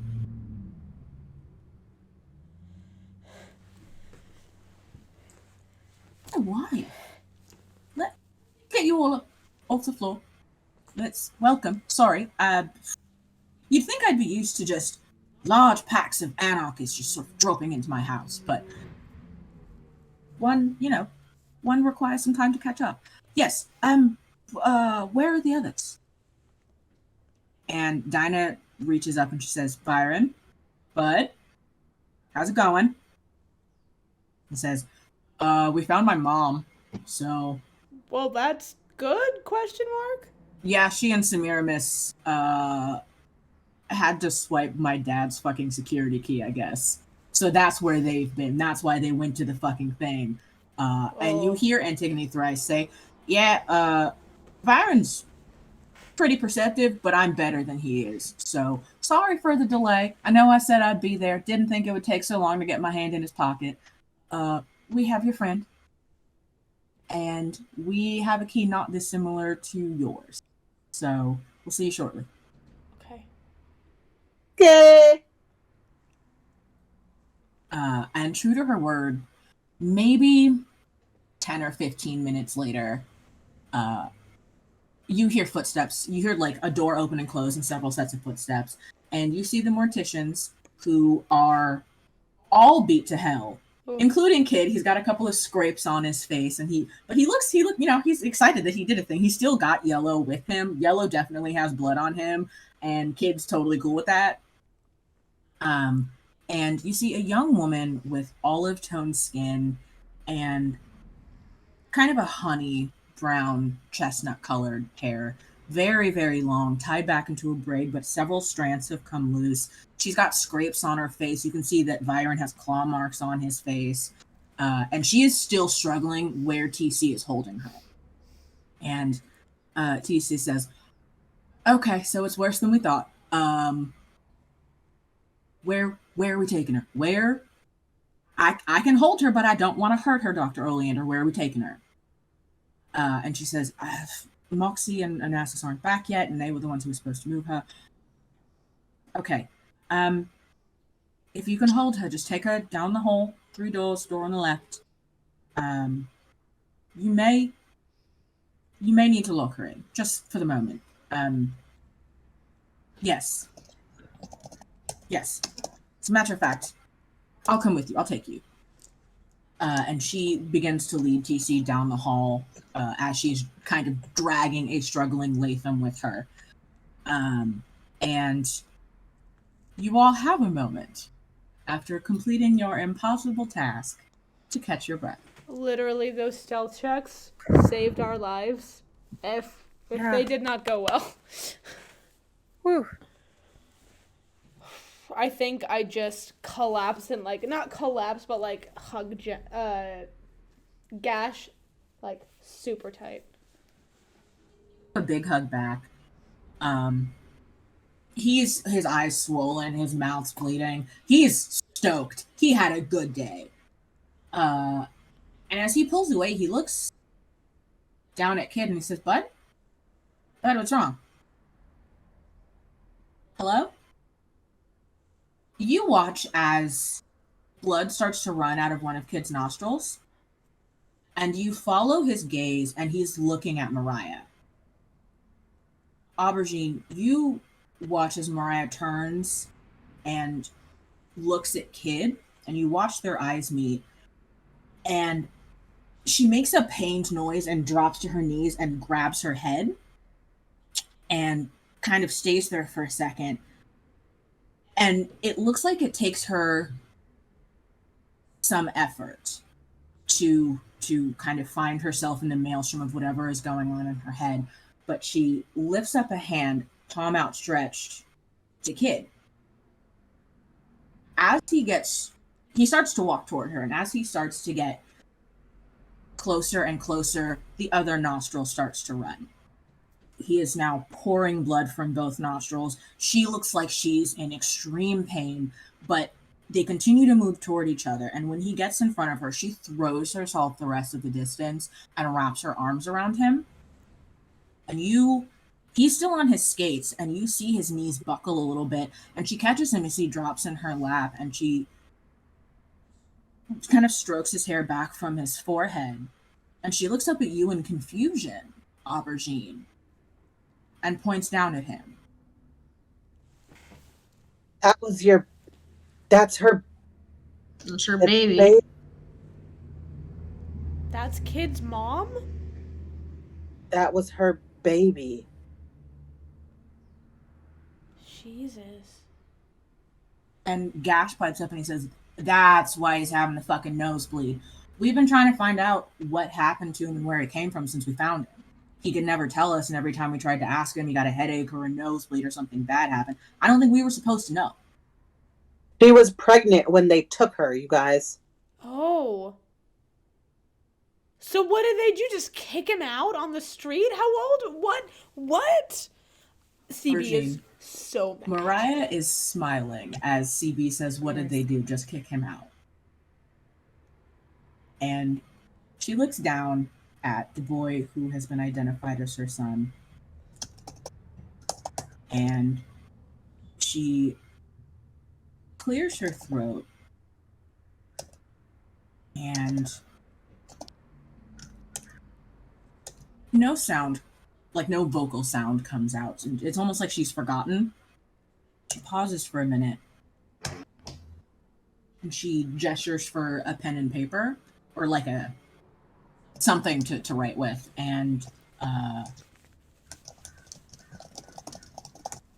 we'll say that Dinah pulls like a paperback book out of her fucking tack vest and just, here, use this. And she starts writing in the margins, and you recognize her handwriting immediately, Aubergine, and what she writes is, I wasn't about to let my fucking kid be raised in prison.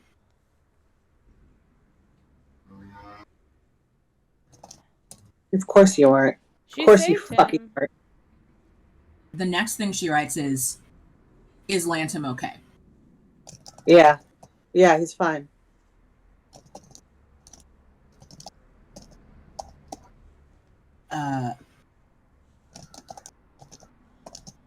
Kid kind of wipes the blood off of his face, and he reaches up and he grabs like a loose strand of her hair and kind of twists it around his finger, and it's like he's putting pieces together. And she very sagely holds his gaze and just lets him look. She nods. She's not crying. She looks pleased. She looks content. She just nods.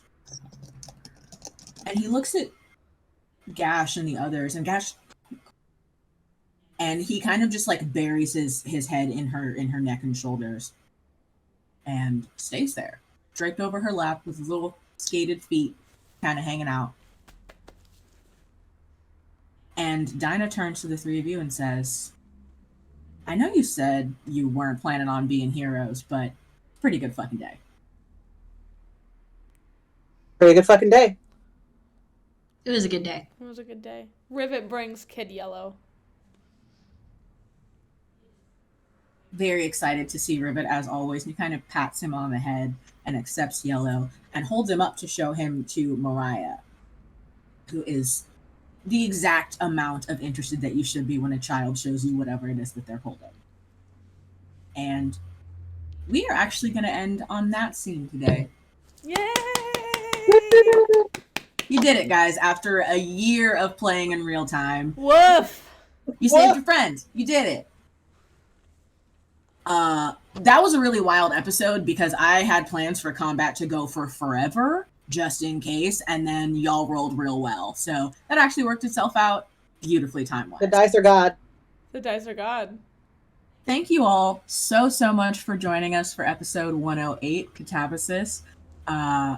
This is the second time that I've run this battle, and it turns out it's different every time, and that's really cool.